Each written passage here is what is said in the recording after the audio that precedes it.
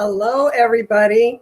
So I'm a couple minutes late. I got caught up in, I'll tell you in a minute, and suddenly time flew and lost track of me, and I had to jump in the shower, hence the wet hair, to be able to get here late. How's everybody doing out there? You noticed a new intro? That's one of my surprises today. What do you think? Guess who made that? So yeah, I approached Aloha K9 Catherine, TSP, Top Cat, BB King Kong.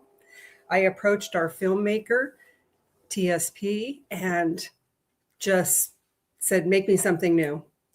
And what do you think about it? Hang on just one second. I'm so like crunching it to the last minute here. I had to make my coffee. I'll be right back. Talk amongst yourselves.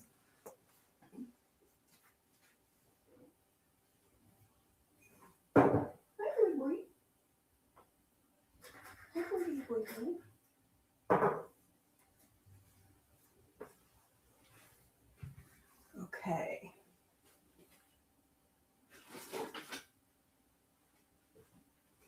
Give Beasley a treat here to keep him busy. So welcome all of you who have come in. How's everybody doing?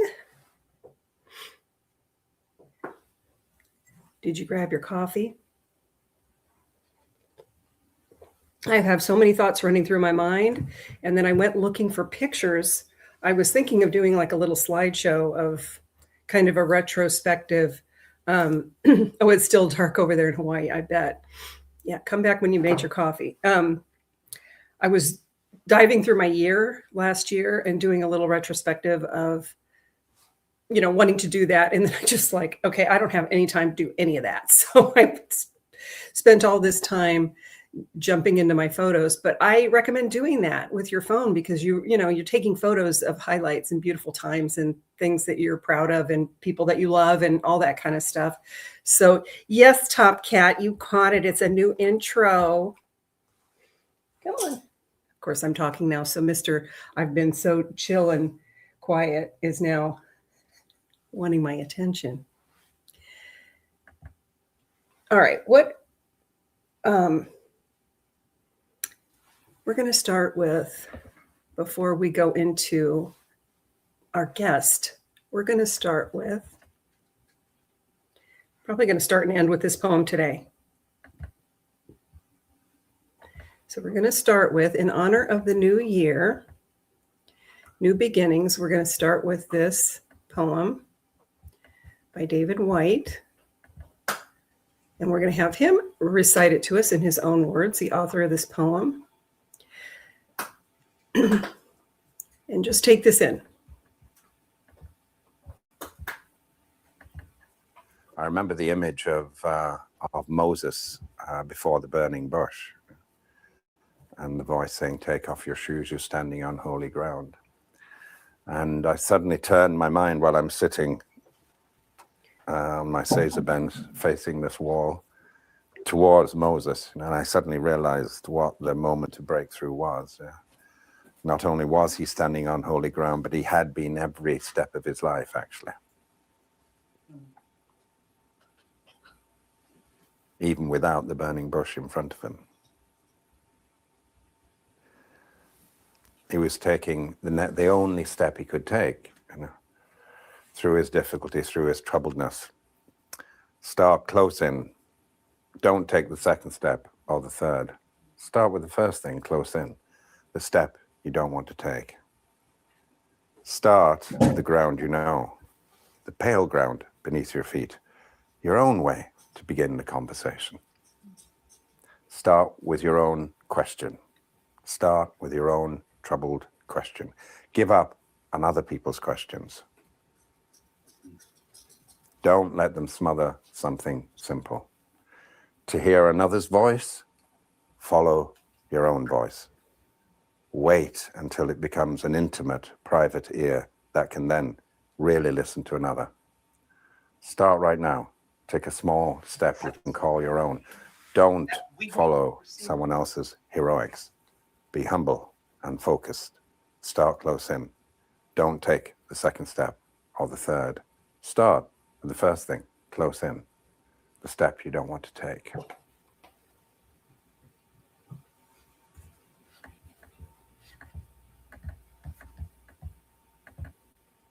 I remember the image of All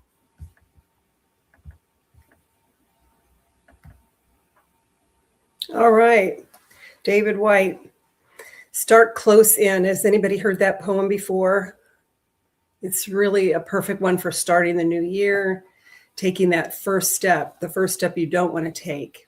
Not the second step, not the third step, the first step, close in. And I don't know about anybody else, but it's tempting to want to jump over that and leap ahead. And it's dialing us back to our own path, not the step that somebody's pulling you on or pushing you to, or, pressuring you to take. Hi, Alaska, Hurricane Holly. But that first step that is very intimate to yourself. So, and keeping things small and simple. So I think those are really good words. That's just how that poem is speaking to me, which I've heard many, many times. And hopefully it's speaking to you in some way. We're going to end on that poem again too, but I got other poems for you today. But did everybody catch the new intro? So good morning, Renee. So yes, we have a new intro. And I was missing having that sort of, ceremony, for lack of a better word, to enter into the experience with the music and stuff. And so I put my money where my mouth is. I, practice what I preach, which is if you are going to entrust a professional to do something for you that you're hiring, that you respect and trust their expertise, let them do their job and don't micromanage them. And so I had a little bit of learning of that with our TSP, who will be coming up in a moment to talk about this process of creating that intro. But what I said is, I just need something new. And he created this for me. But I then, the way my brain was working, said, I'm sorry, stay distracted off the chat for a moment. Well, maybe we should still use the other music, because there's a recognition to the other music with this. And that was, meaningful to me, that other music that went with the other intro for the other channel and the heartbeat and all that stuff. But then he sent them both to me with the new music and the other music. I'm like, it doesn't work. Part of the reason it doesn't work is because it's in the past. Even though I loved that and it was so resonant for me and I loved the heartbeat, all that stuff, but it was in the past. It was something that I have already let go of. Now, him being really good at his job, he didn't push me in either direction. He just said, here's both of them. And I was like, it just doesn't work with this. And then we went back to his original choice of music. I don't know if I can play that on here again. I don't know if I can play that intro again. Let me see. Hang on a second. Let me see if I can play it. If it'll let me do it. Let me see.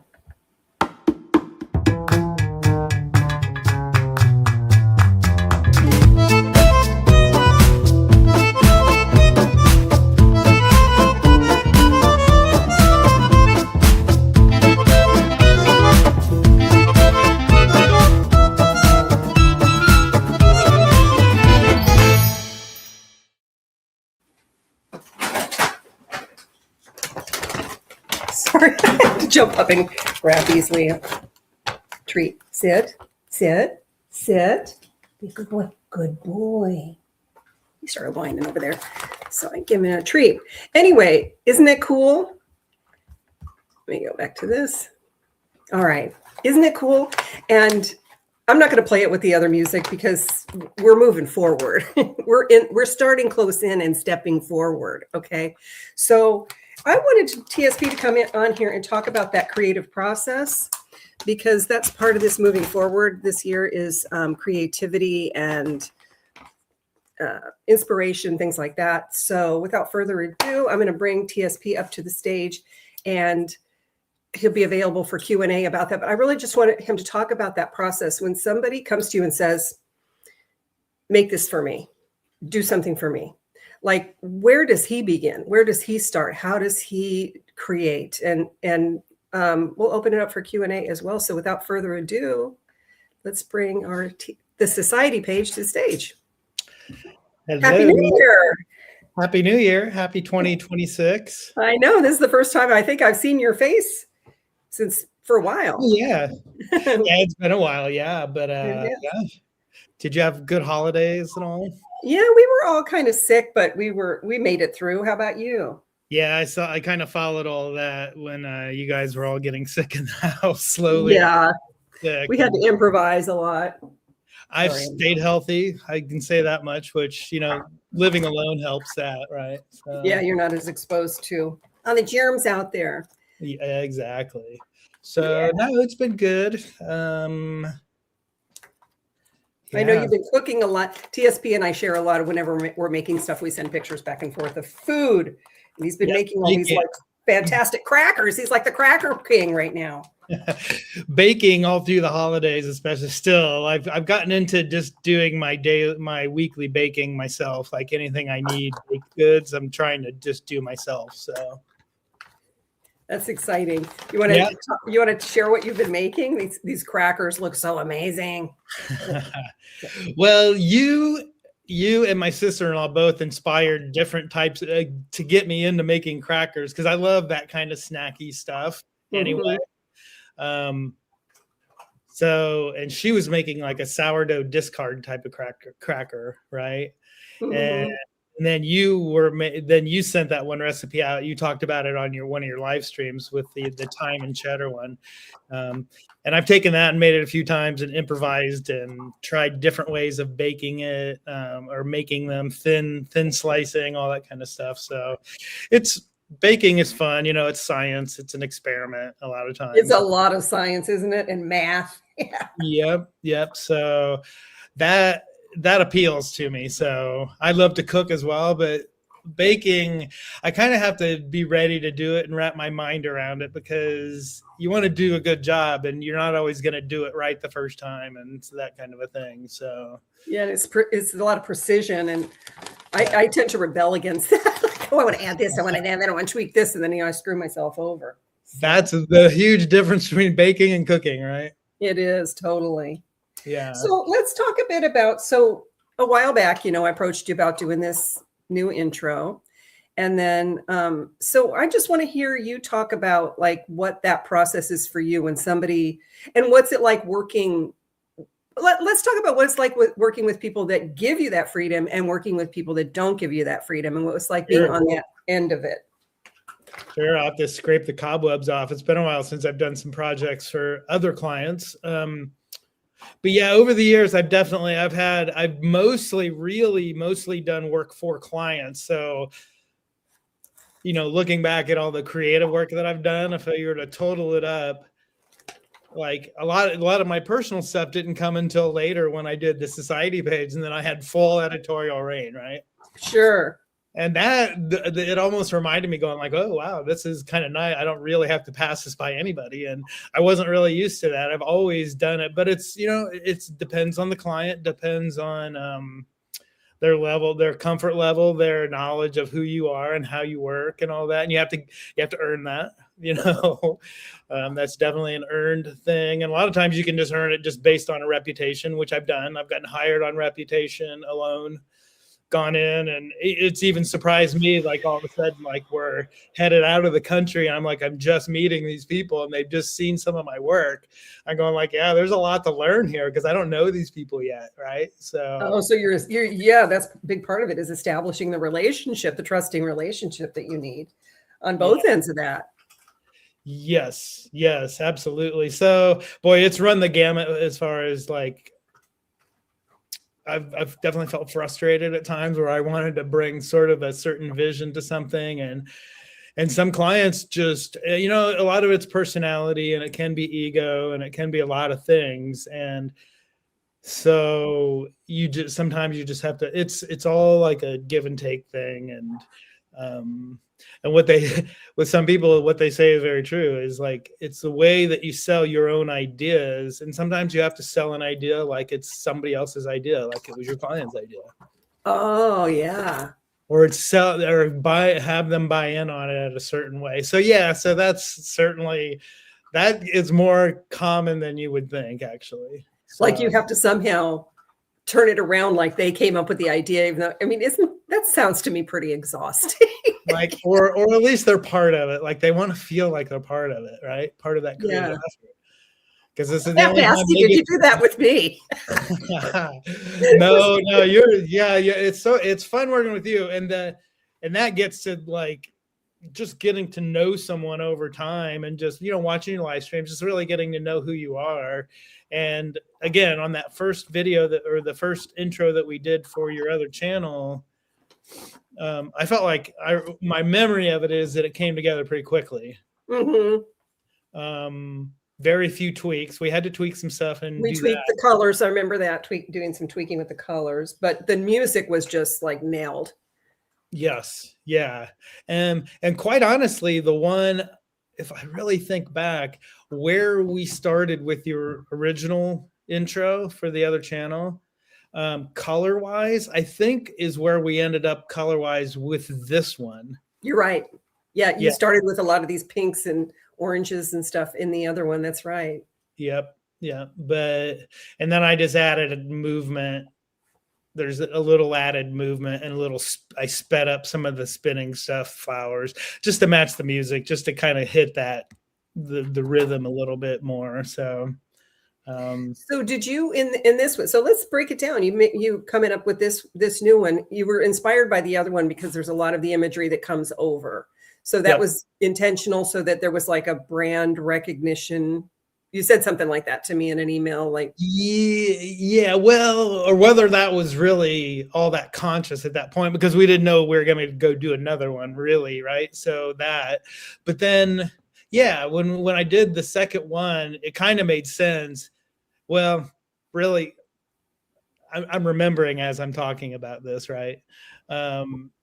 It was really that original color thing, just going back and looking and going like, I really was so attracted to those colors, and they really matched you. It's just it wasn't what you wanted at the time, because you had those colored lights. The colored lights initially drove a lot of the other choices that we made for the design of it. Is that right? I think that was right. Yeah, because it was like that blues, aquas, the old gold, that kind of theme. Yeah.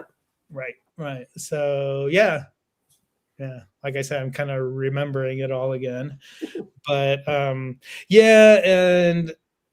what was interesting. Okay, so when we had done this a couple weeks ago, right? Right. And so when we revisit, I was waiting for the new year because I knew, and I just let it go for the holidays. I knew we'd revisit it. I didn't expect you to come back and to want to try the new music. That was a surprise. But again, what I've learned with any of a creative process, it was my instant instinct. I try not to make it like, oh, that's not going to work. I try to make it like, we have to look at it, right? You have to experience it, right? So I was just like, no, I'm just gonna, and I didn't spend a lot of time on it. I just kind of pasted it in, and I even made a note that like, I haven't tweaked any images. I just put the old sound in. So that means I didn't really try to make the music really necessarily sync with things the way that I do, but it gave you a sense of, is it even going to flow? Right. Yeah.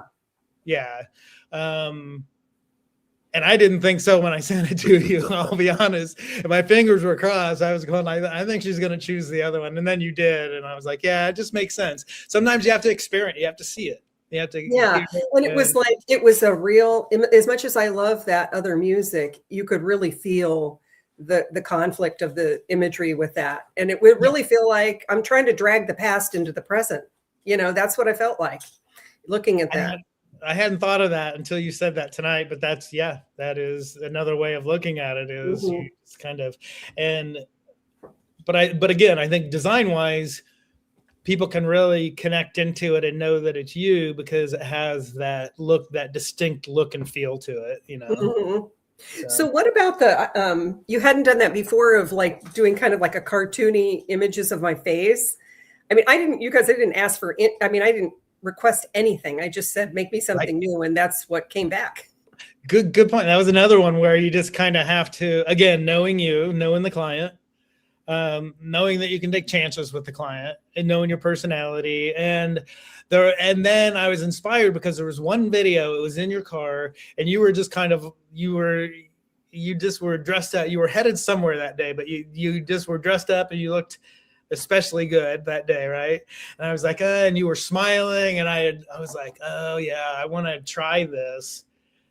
Because you see things like that in intros, right? You've seen it. It's not an original thing, but it's just it's a character thing. And so I tried it, tweaked it, almost threw it away because I couldn't get it to work. And then I walked away from it, came back, tweaked the colors, made it cartoony looking, just took added steps to it. And then all of a sudden it worked, and I was like, okay, good. I'm glad I stuck to it. So that was pulled off of a video I did in my car.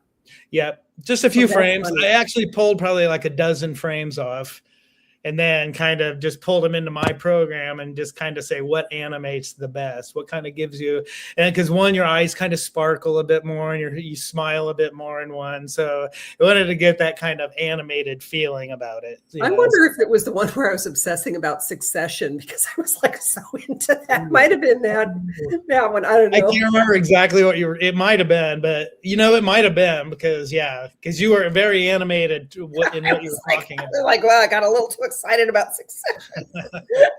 But hey, good, because that's really what I needed. That's what I had to go in, and I remembered that video, and I was like, okay, yeah, that would be a good one to pull it from, because that's interesting. I didn't even know that, you guys, till this minute. Yeah. So, but again, and then that cut to that music, because that's a cut in the music where it just goes boom, and there's a hard cut, it cuts to your animation, and then that's just the finish of it. And then all the sparkly stuff at the end that goes to black, that is stuff I added at the right before I showed it to you. I kind of did the sparkly stuff, and then stuff like that. So did you pick the music first or the imagery first? Well, the imagery, I think, just because it was already kind of started, right? From the first video. Right. Yeah.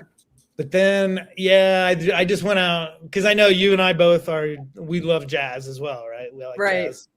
So I think it was a track that I'd found maybe at one point, or maybe when I was looking for you, but it was a track, that I was attracted to, obviously. Oh, that you had in your library of sounds. I don't know if I did or not, or if I just found it for you. I don't know. But either way, it felt like the perfect track, just like the previous one did, because the previous one was more connected to true crime. Yeah, because wasn't that a portion of the tune that was used in Serial, the podcast Serial? Oh, I don't know. I think it was part of that same, if not, it sounded a lot like a total same mood of what was in Serial, which was very recognizable. It's possible. It's crazy because, if you edit enough and use enough music, royalty-free music, I'll be watching other channels, even like network stuff, and all of a sudden I'll hear a track and I'll be like, what the heck is that? And imagistically, I'll see one of my videos in my mind, and I'll be it's from that video, and I was like, yeah. So, but because music's expensive, and royalty-free music has gotten way better, like production music. Oh, has it? Oh, leaps and bounds. It's crazy how good it is. And where do you even find that royalty-free music? Well, if in YouTube Studio, so if you have a channel and you're creating stuff, you have to use Studio to produce stuff, right? To put videos up and all that. So it's just one of the tabs in it's I think it's called just music, YouTube music or something, but it's royalty free. Some of it has different usage. You have to give it credit or whatever. It has different, but mostly you just don't have to pay for it.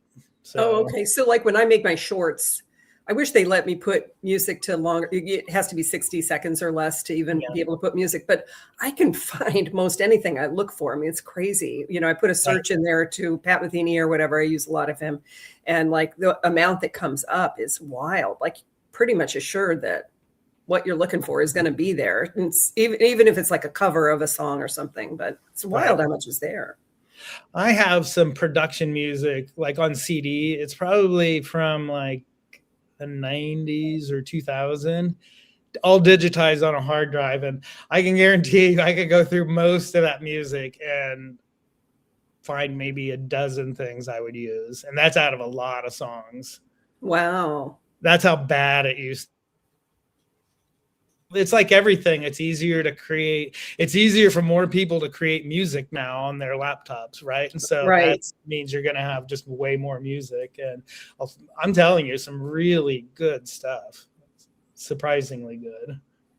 So I'm going to play this intro just one more time because people have still been trickling in. And then if any of you guys out there have any questions for TSP about the creation of this, you can hire him. I'm also telling you that, you know, if you have any kind of audiovisual project, he is someone you can hire to do that. So this is his work. But let's play it again. And like, if you have any questions or anything while he's here, he's available to answer, discuss.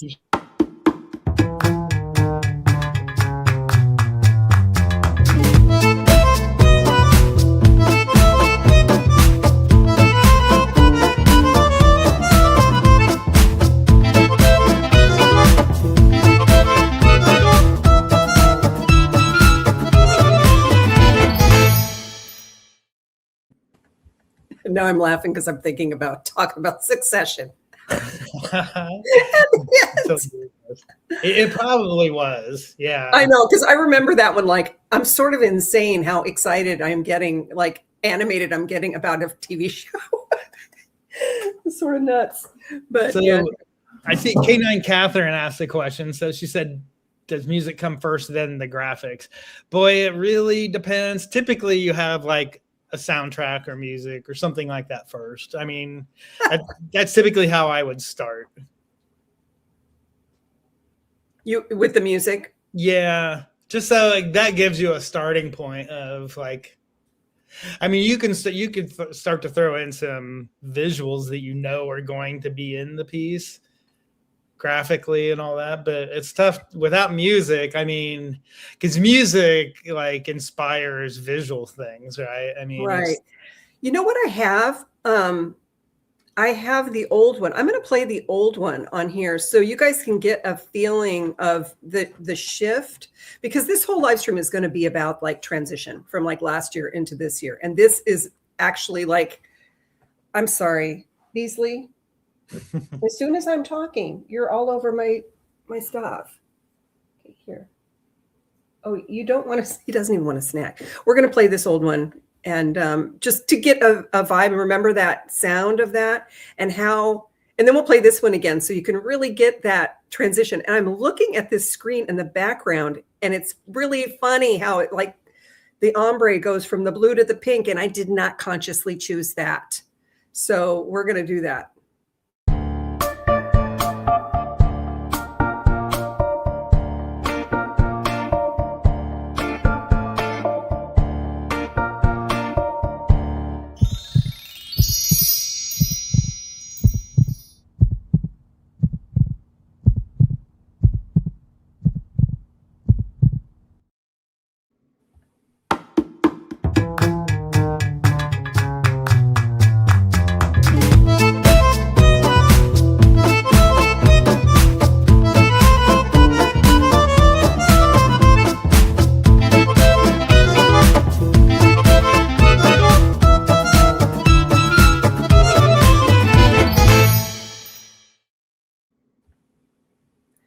So isn't that very, and then look at this screen we're looking at right now. It goes from the blue to the pink. I just noticed that. That's funny. Totally not planned. So that's really funny though. Yeah, see, so it's like all that stuff syncs up somehow, right? Yeah, and it was good. I mean, like the other channel was built on something extremely serious, extremely sad, tragic. Very serious topics of conversation. That was the whole genesis of that channel and the focus of that, occasionally peppered with other more life-affirming beat kind of topics, Yeah. but it really wasn't the theme of that channel. So, I mean, this one would have been totally inappropriate for that channel. I never, yeah, on that other one, I would never have ended it with an animated of you, kind of a peppy Katie Kool-Lady, right? It just No. didn't fit. And I mean, this name of this channel is Thinks Out Loud. So that's me thinking out loud. I mean, using my voice.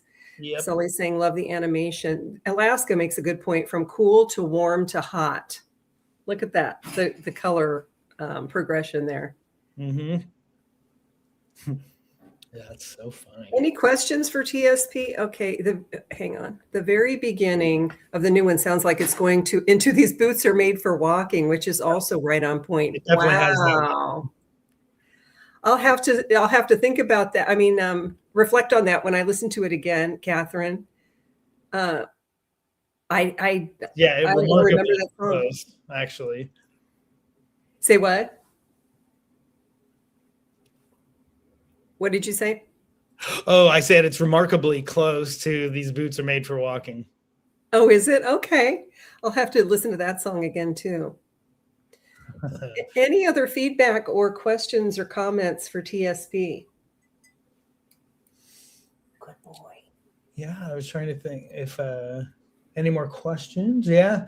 Well, I'm glad just everyone likes the colors and the mood and the beat of it and everything like that. Well, the other interesting thing is like this one got started. The rough outline of it, I did like a year ago. I did it right after,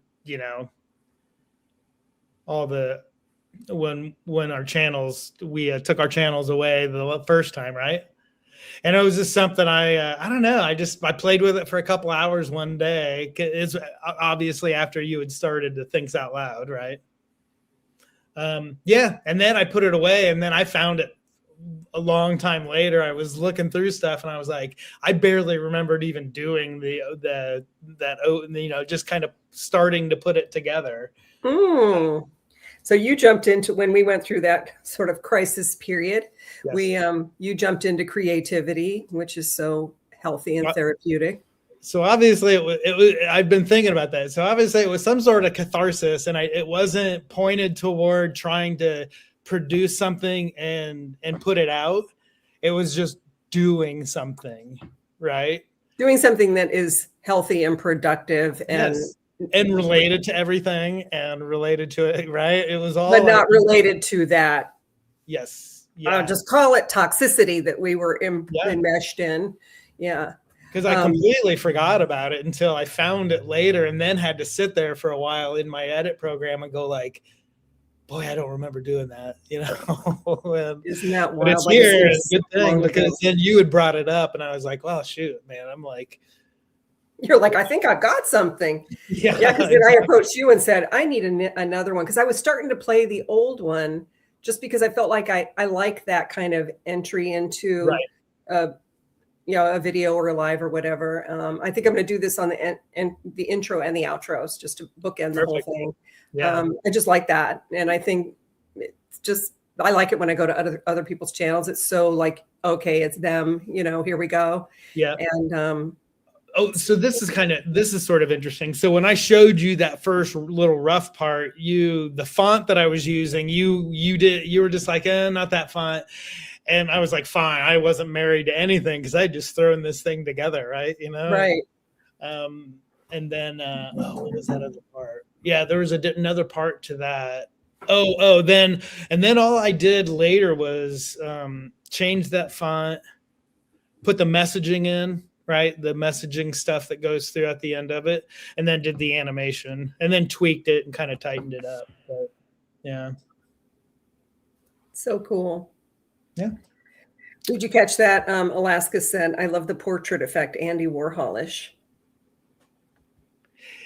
I think that went through my mind when I was creating it, that it sort of reminded me of that as well. That especially when I did there's a lot of different filters you can use for that cartoony animated effect. Yes. And then within that, you have all sorts of controls of what you can turn it into. And I remember going like, yeah, this is very much like the stuff he did with like Marilyn and things like that. So. Oh yeah. I think I saw that at MoMA recently, the Maryland one. Oh yeah, that's so iconic. You know, it's So Sully says, I have a vision of Jessica Simpson in the Dukes of Hazzard movie dancing to that song. I think that boots are made for walking. That's funny. Creativity is a great antidote to dealing with stress and toxicity. I agree, Catherine, 100%. Whether it's your own expressive creativity or somebody else's, appreciating somebody else's and receiving that. That's part of the importance of sharing your creativity in the world, is because then other people may need that, at a time in their life too. So on both ends of that. Yeah. Yeah, crazy, right? So yeah, we came together. So it like the first one, or like any of the projects that I've really ever done for you with you, whether it's live streams, it just kind of goes smoothly. I think just because if you're on a similar wavelength with somebody, it's just so much easier to get through, to get through things. So yeah, which kind of speaks to, I'm going to segue here in a minute into today's topic, but it's no secret that TSP and I went through something pretty dramatic toward the end of 2024, leading into 2025, and actually extending through most of 2025, that we had to navigate in our own ways. And we did some similar things, but in terms of how we connected together, we decided very early on when that happened that was not going to be the focus of our friendship. I mean, we said it out loud, like, if we're going to stay connected to each other, we have to find our common threads that have nothing to do with that. Because had we brought that toxicity, that would have then sort of polluted things between us and our communication. And it really helped both of us because we knew we had that common trauma that we were surviving together. And at the same time, we were feeding in each other positive, uplifting, creative things. So we started talking about films a lot. We started talking about cooking and the creative process in cooking a lot. We started talking about gardening. And I found a freaking bearded iris called the Society page. I saw that and I just bought it, like, in months later it got sent, like just cool stuff like that. And by the way, when I put that in this fall, I've shared this with you, but not with everyone. But when I put it in this fall, remember I soaked it overnight and I put it in the ground, and that thing was taking off this past fall. It got almost, I'd say, 8 or 9 inches tall. Wow. So I think it's going to do very well next year. So exciting. I mean, and he didn't notice right away that was the name of it. And like, he just thought I was sending him a random, bearded iris just for sending what is it, a tuber? I guess that's a tube. I don't know if it's a bulb or a tuber. No, I think it's a root, actually. Whatever, however it comes. Yeah. And he was just like, "Oh, I love bearded iris." And I'm like, "Did you look at the name of it?" He couldn't believe it. Oh, that's the actual name of it. Oh, wow. Yeah. Yeah. Let me see if I can find that. Yeah, I'll be excited to see it when it blooms. I got one for myself too. So let me see if I can find it. And oh yeah, here we go. This is where I got it from too. I think this. It's a blush pink. Oh my God. I'll show you what it's going to look like, you guys. Oh, that'll look good with the flowers that I planted it amongst. Some purples and stuff like that. Oh, that'll be perfect. Yeah, I was thinking it was more white, but it's a blush pink. Oh, right. Yeah, I do. See that? Yeah. Yeah, and then here's another picture of it. Oh, there! Look at it. There it is with purples in the background. I think those are probably lupine. There it is. It's like a really soft pink. Super cool. Flowers make everything better. They do. Yeah. Let's see what Sully has to say. Very intuitive that both came to that decision. Friendship based on commonalities, interests, etc., and not the drama that you were going through together. Bravo. Yeah, I mean, we just decided that early on, and we decided to support each other in how we were each going to, navigate that world. And And I think Cultivate there's also those realizations that if you, and we both talked about this, that if you let it seep into your life that much, you like you're giving into it, and kind of like it's like they're winning in that sense, because they're living in your head then, and I was not going to allow it, No, and it then was a real focus on other things, Yeah, and it was a real opportunity to learn about that. I mean, and to get stronger in something like that. And that's the segue that I'm going to jump into what I want to talk about that's in my head. Alaska says, you celebrated what others tried to destroy. Yeah, and I mean, this is why having a creative life, whatever that means for you, doesn't mean you have to be a creative person. You can take in the world in a creative way without creating stuff yourself. But I dare say you are creating things all the time in your own way. But if you don't consider yourself like artsy or whatever, you can still take in the creative world with listening to music, expanding your mind through poetry or unique films or whatever it is for you that you take in other people's creativity is still living a creative life. And there is so much medicine in that through hard times. And like I said, if you're doing anything creative, that's why, my Instagram feed, stuff like that is just filled with other people's creativity, dance, music, a lot of music. My TikTok is all that. Like, I know there's a whole true crime TikTok. None of it crosses my path ever because it's all music, because I'm not in that algorithm at all. And, the true crime world is freaking heavy, and it's filled with some pretty disturbed people. We learned that, are drawn to that, and good-hearted people with good-hearted intentions and things like that, and some very disturbed people that are magnetized into that world. So it's a lot to navigate. A lot of it's under a guise of wanting to do good too, and that's what really hit me more than anything. I was like, there are narcissists out there going at like the Adelson case, a bunch of narcissists, but there are narcissists out in chats calling the Adelsons narcissists and all that. But they're the same kind of people. Maybe they didn't murder anybody, but they have the same personality, Yeah. Yeah, and they're going to be drawn to that. And that world is just full of a lot of darkness. And I think for me, deciding that was a real conscious pivot for me. And this song, this visuals, this intro is like a real demonstration of that, is stepping, like giving myself permission to step away from that. Even though I have a lot to say about it, I have a lot of experience in that and everything like that, I don't owe anybody my life of that, especially myself, and stepping away from that. And, sometimes you just disappoint people, because I know people are disappointed that I'm not out there talking about every true crime case and all that kind of stuff, but it's just not healthy. It's not a healthy world for me to live in. And I'm not judging anybody else for doing that, but I will give you some words of caution, because it is like yield signs everywhere in that world.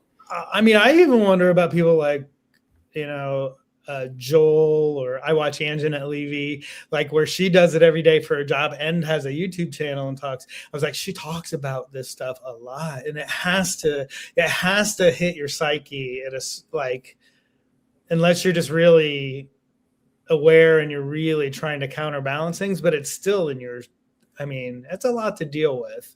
It's a lot to just take in all the time. It's like a diet of fast food all the time. Like, you have to balance that out. I know Joel pretty well. I'm not going to disclose any personal stuff about him, but I know this does take a major toll on him. And I think because he worked in journalism for so long, he's able to sort of like compartmentalize it to his job. Like, unlike other people, that's not really their job. For me, it wasn't my job. It just seeps into your whole life. But I know that it has taken a massive toll on him.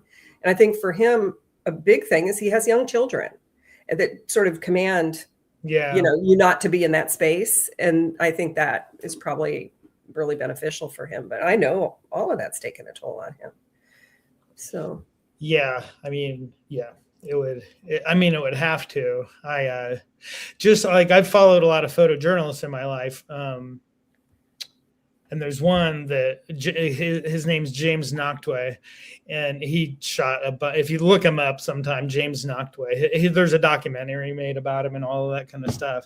And he does a really good job of describing, because he's been in the worst of the worst on the planet, right? War zones, just conditions, all that kind of stuff. And he does a really good job of trying to explain the psychology that he faces and getting through all this stuff. And it was really eye-opening. And it was like, I could never do that job. I could never be a war photographer, because you have to put certain blinders on to do your job, you know? Right. Oh my gosh. And also you're literally in danger, you know, doing your job.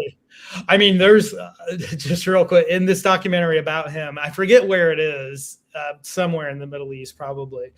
But there's this big firefight going on, and there's this documentary. There's a film crew somewhere hiding, like everybody's hiding. And all of a sudden you see Noctway kind of just crawling, sneaking into the streets, and he's out in the middle of a firefight, but he knows how to stay alive. He's just a pro at this. And that's why he's won the Pulitzer. He's shot for Time magazine for years, and his work is just beyond it. But it's because he cared enough that he knows he has to do the kind of photography that he's doing. What is his last name? I'm going to put it in the chat. How do you spell his last name? Nacchtwey, I think. It's been a while since I've thought about Nacchtwey. I'm looking it up real quick here. Okay. Yeah, James, and it's Nacchtwey.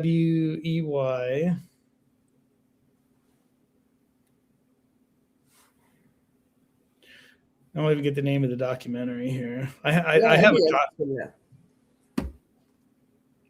Oh, it's just called War Photographer. Oh, okay. Where do you know where you saw it? I think I have it on here, but I originally saw it in the theater I think probably in San Jose or San Francisco or somewhere like that. Oh, it's so cool that you can see stuff like that on the screen. But yeah, it's from 2001, I guess it was when it was made. But I'll tell you, it's not an easy watch of a documentary, but it's fascinating, and it really gives you, well, especially just for journalism in general, that is taking such a hit, the whole profession these days, just because of stupid things. But it shows you what a true journalist, and how he understands what his true role is, and he has to go in and he goes in and takes these chances to document things that need to be documented, you know, and otherwise no one else would have done some of the stuff he did. You know, it was just like, James Noctway, yep. And War Photographer, the documentary. So if you can find it out there, I don't know. I don't know if it's available like streaming or.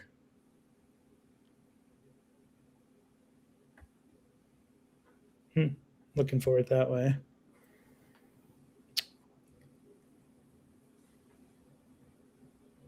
Yeah, I don't know. Look on your favorite streaming platform. Netflix. Okay, we'll find it. Yeah. I'll track it down and I'll post it. All right. Well, we're going to bid adieu to TSP for the moment.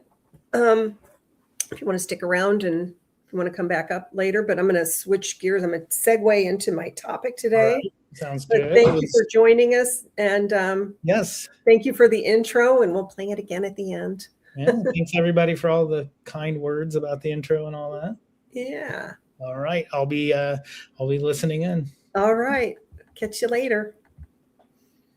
All right, guys. So I want to go back to this comment that Sully made. Totally agree with both of you. I found myself stressed in general and not sleeping as soundly when watching the Charlie trial and then the Donna trial. It definitely can take a toll on you. And that is so important, Sully, because I think we underestimate the impact just immersing ourselves in a trial can have on us, and that there's a recovery period that is essential. And I think what happens, and this has happened to me, so I get it from the inside, is that instead of taking that downtime to recover, people then roll over into the next one because that adrenaline is still moving, and so, oh, here's another one I got to sink my teeth into, here's another one I got to sink my teeth into. And so it's like this heightened state of adrenaline, this hypervigilance, and that takes a toll on your health. That takes a toll on your relationships. That takes a toll on your mental health, to live in a constant state of hyperarousal, hypervigilance, your nervous system. And so just be aware of that. As you follow true crime and, get immersed in trials or anything that's heavy like that. It could also be politics. It could also be, the news and what's going on. That it's very important to respect a recovery period. And it's not that easy to go through because, there's sort of like okay, it's over. Donna was convicted. Donna was sentenced, all that kind of stuff. Why am I still so fill in the blank, anxious, angry, unsettled about this and that sort of thing? It's because you're still on overdrive about that. And being involved in communities and on YouTube and chatting and all that kind of stuff sort of keeps that alive. And there's something addictive about that and compelling about that and feels good about that as well. And, it's just a cautionary tale to sometimes the things feel good are taking a toll. So, it's just something to think about. I didn't realize how consumed I was during Charlie's trial until it was over. Yeah. And, I've said it before that, a lot of like the infighting that happens among communities and that sort of thing, I think is born out of that aggression that is stimulated and that fighting, there's fight or flight, but being in a fighting stance for that long throughout that. And it doesn't have anywhere to go. So it starts attaching to other things. So I felt so helpless and angry when everything happened. Oh yeah, when everything happened in the community. I mean, I was tired mentally during the trials. It took me a while to catch up. Sully, I couldn't explain that any better, Kathy, if I tried. You gave great advice for self-care. That's good. I've really had to be proactive in not thinking about whether Wendy will be arrested. It was overwhelming me. Yeah, I mean, that's a perfect example right there, Holly, is that something that we have no control over and no information and no control over getting information and all that feels so urgent and so necessary and like perplexing and all of that kind of stuff. And it feels on some way noble to be invested in, at the same time can be destroying you personally. So it's really it's harnessing something for yourself, and it might feel selfish to like, I cannot be invested in that as to the level that I am for my own mental health. And DSP says, remember the letdown after Donna's first trial didn't happen. That was a red flag for me and how invested I was. Things I can't control. Yeah, there you go. So this is perfect for what I wanted that I've been thinking about, that I wanted to talk about today, which is kind of this, like how you go through one thing and it's sort of building your resilience or flexing a muscle or whatever that you're going to need for something else. So I just wanted to talk about that today because I think it's a key to something. It's a key to getting through hard times. So I'm going to take you back because this is all related, what you're talking about here. I'm going to take you back to when my sister's murderers were convicted. And I was immersed in the middle of it. I was in court every day and I was testifying and I was very invested, obviously, in the outcome there. And, reporters and TV shows contacting me and all that kind of stuff going on. And, having to combat off people and whatnot in my actual real life, having kicked somebody out of my home, for example, that was in there trying to take one of my sister's pictures with them. And, there were very real life things I was having to deal with during that time. And I remember when Michael Uphelt, her husband, was, I believe, convicted I don't think it was either convicted or sentenced, but I remember looking at him in court and thinking, this is the last time I will ever have to see you. Like, you're dead to me now. Like, I don't ever have to see you again. And deciding then that I would not attend an execution. I will never see this person again. Well, then, I had to see him on a screen, as some of you may recall, just within the last year, or whenever that was, just over a year ago. That was the first time I ever had to see him for 30 some years. But making that decision, I will never have to see you again. There was something about that, setting that boundary for myself, that seemed essential to me, that I had to then cut this person because I could not get on with my healing and my grieving. I mean, when you go through a murder trial, your grief, and I think Ruth talks about this in her book, your grief really gets hijacked by that, because it's so consuming, and it pulls your attention and your emotions and the fighting for, but the more tender parts of grieving really get put on hold. And I remember being sort of terrified that the trials were ending, because I knew what was coming, which was just a big black hole of sadness and permanent sadness. And it is a state of permanent sadness that you have to navigate now for the rest of your life. And I was 30 years old. So I then, that was kind of like the first boundary that I set, was like, I'm done with you. I will never have to see you again. And I stopped dreaming about Michael Uphelt. I used to have dreams about them and stuff, and I stopped dreaming. Like, really, there was a line of demarcation there. Then, of course, you're in denial about the death penalty, and it just is opening a whole new chapters, novels, Encyclopedia Britannica all over the wall, going through the death penalty. So then I kept getting pulled back in and pulled back in and pulled back in, dealing with that in big and small ways. People showing up on my doorstep, mail coming in, people wanting to talk to me about it, appeals happening, me having to make a statement about this or weigh in on that or whatever. With the death penalty, which has been the following 30 some years of my life, it's 35 years now.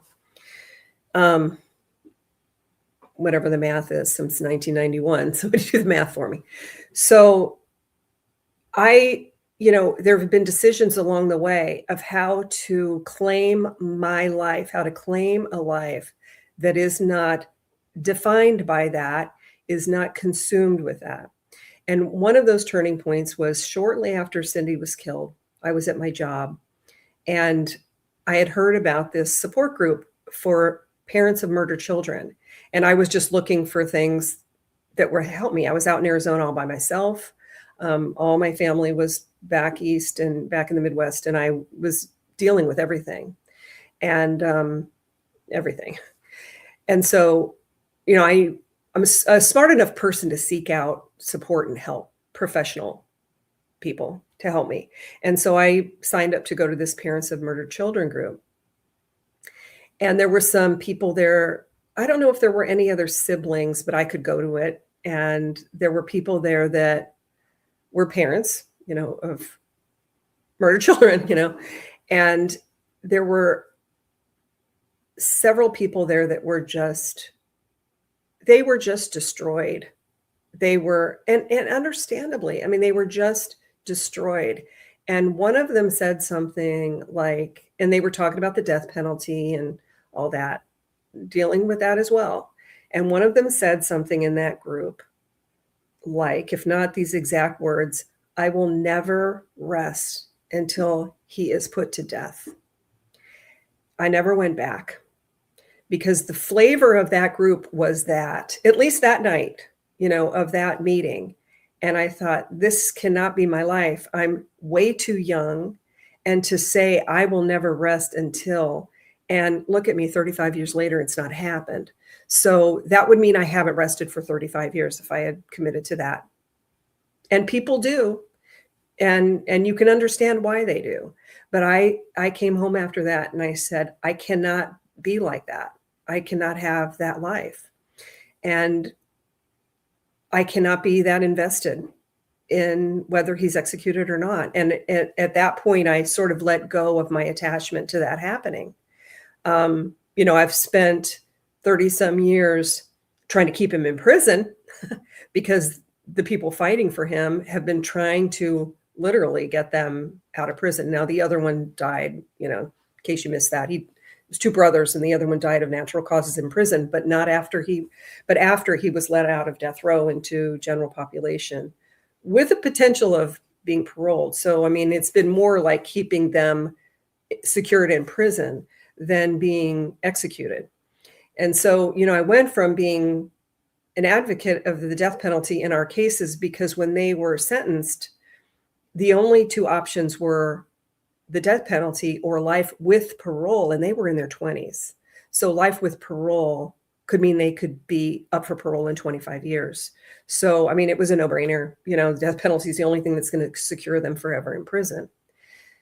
So anyway, I just, have made decisions along the way of how invested that I would be in allowing them to infiltrate my world, my mental state, my attention. And I've not been that involved. I mean, I very rarely, I'll go years without Googling their names or knowing what's going on with them. I mean, I've maybe twice in my whole life looked at their records, and much of that is because I'm writing a book about it. Their prison records, I know more about Charlie Adelson's behavior in prison than I do about the men who killed my sister. I just cut it off. I am by law deemed a victim in the system in Arizona. And so part of that is you have certain rights and communications and things like that. And one of those is that you get mail updating you on what's going on. Even if nothing's going on, they'll send you letters to update you. I remember one day walking to my mailbox and getting another of those letters from the Attorney General's office. And most of the time, they're just saying, we're just informing you that nothing new is happening. Even a letter like that was traumatic for me. Just seeing that and not knowing what's in the envelope and opening it up. It's not like, oh, it's a relief, nothing's going on. It's, why do I have to go through that? So I have a victim advocate and I contacted her. I'm telling you, this was probably 20 years ago. Yeah, at least 20 years ago. I contacted her and I said, stop sending me the letters. I said, put me on some sort of notification in your system, because by law, they have to do that. They have to give me all these notifications. I said, put me on your notification that I only am contacted from my advocate or my attorney. I have an attorney, victim attorney there. If I absolutely have to be involved in something, or if an execution is pending, like it's just things that are majorly important for me to know, or I absolutely have to be involved. But most appeals are nothing. Even if it looks like it's an important appeal, most of them are going to be rejected. And I don't need to know about that. Now, another me would have wanted to know every single detail about that and been involved in it and show up at hearings and all that. I have not. I chose not to do that. So just for my mental health, because that gets them living in my brain and opens things up. And now I have to process that and let go of it. And it's very easy to start to obsess over things. And, if you have that kind of mind, and I did not want that to be my life. And so that parents of murdered children thing kind of led me to that next step of giving myself permission to set that kind of boundary. And when you really think about that, that's setting a boundary on myself. It's setting a boundary on, I'm going to choose what I expose myself to, what I am exposed to. And I'm going to do that by asking people to not expose me to it. But it's really setting the boundary on myself You see what I mean? I mean, it's asking somebody to participate and me setting that boundary on myself, which is to give myself permission to not be consumed by this. This at this point, years later, it's almost not even about my sister anymore. It's all about them. And then they become these focal points of my life. And that's not the life I'm meant to live. I got more important things to do and to experience and to find joy in. And it's really hard to navigate a life of joy and growth when it's constantly being reached into with toxicity. And that's what that's what that represents to me. Now, there's been times where I've had to deal with things that are very critical that I have to stay on. And if I didn't, things would have gone a different direction. And that's unfortunate. It's unfortunate that victims have to be so involved in the process for the process to work effectively in the favor of a victim and not in the favor of the worst who are on death row. Those are the worst of the worst. So, there are times when it's essential to be involved, but the majority of the time it's not.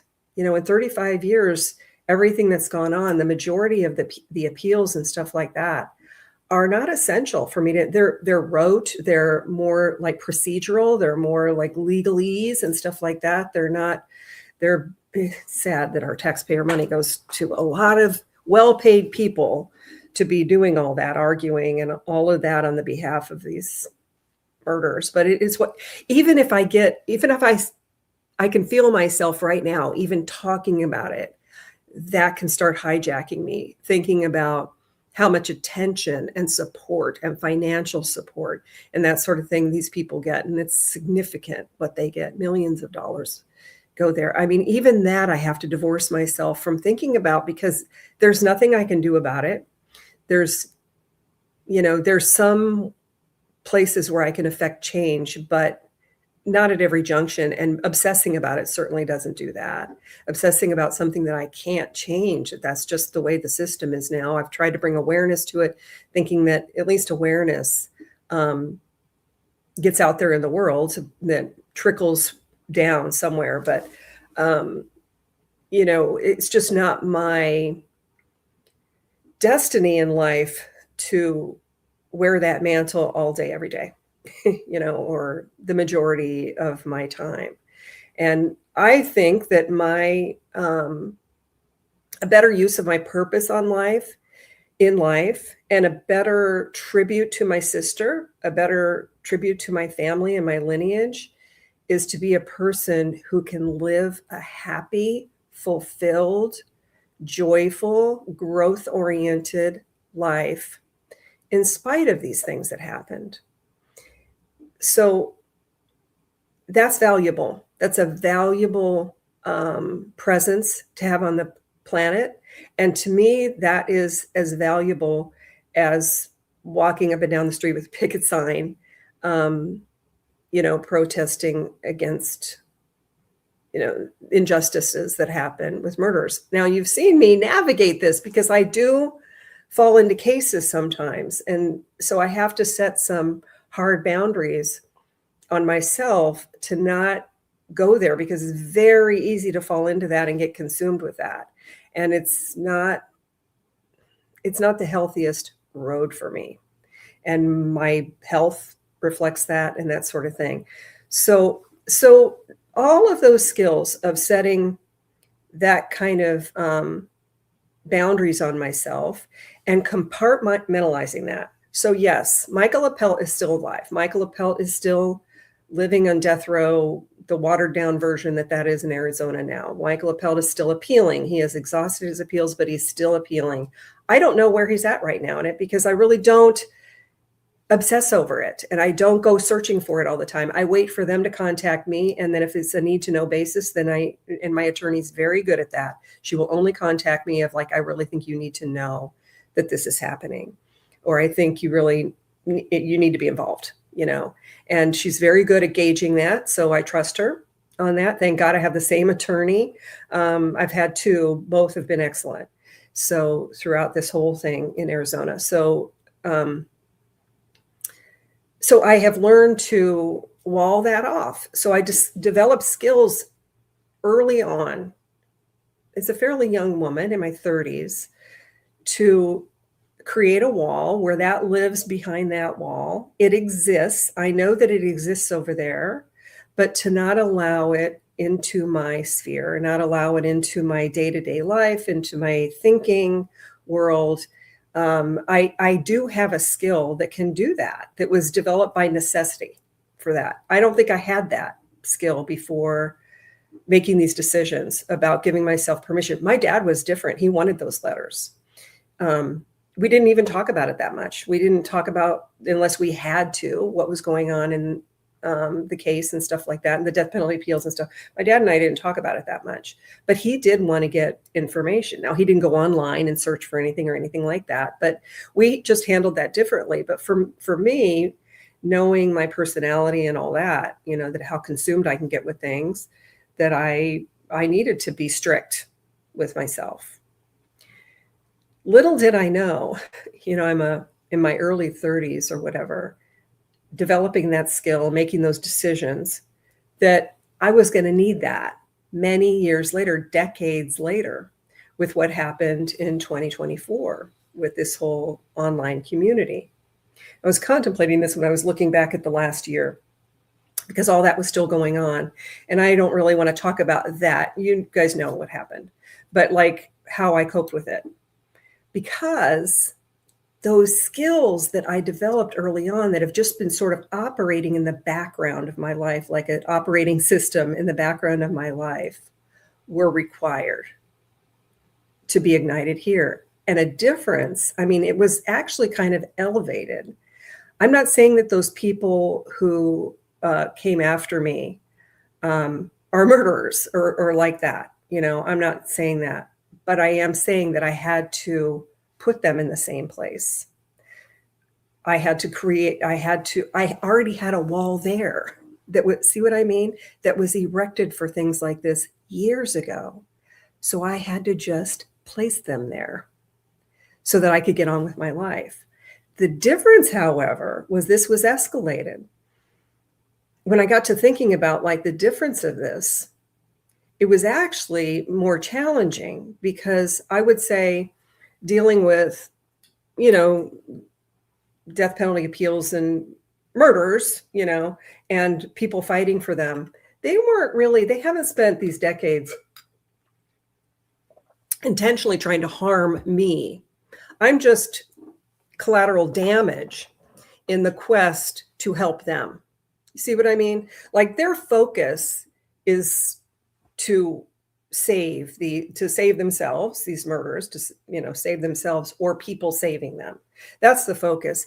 They don't care about the damage that's inflicted on me in the process. So if I'm like, there's damage that comes to me or trauma that comes to me in that process, I'm just collateral damage to them. So they've sort of dehumanized victims in that way, where they've so focused on the victims being the murderers that the victims' families are just, can handle anything that's thrown at them. So, but their intention is not to harm the victim family. See what I mean? Their intention is to help the other person. It's a different focus. What happened to me over the last year and however many months has been intention to harm me. So it's a different kind of motivation. And when you are being like, that's coming at you,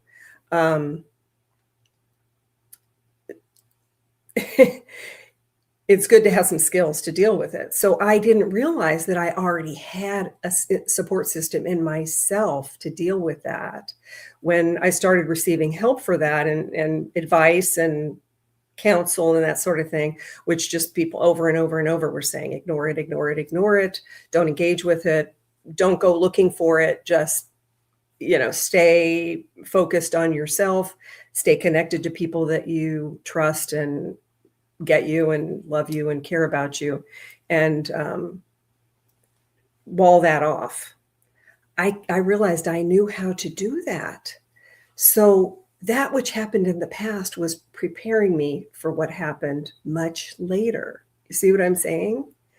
So, and so I knew how to manage that more easily than I thought. So that's exactly what I did, was just, and I noticed that when I would waver with that at all, there were people that were bringing stuff to me because I was, I just completely like, I'm not going to look at this. I'm not going to expose myself. I'm not going to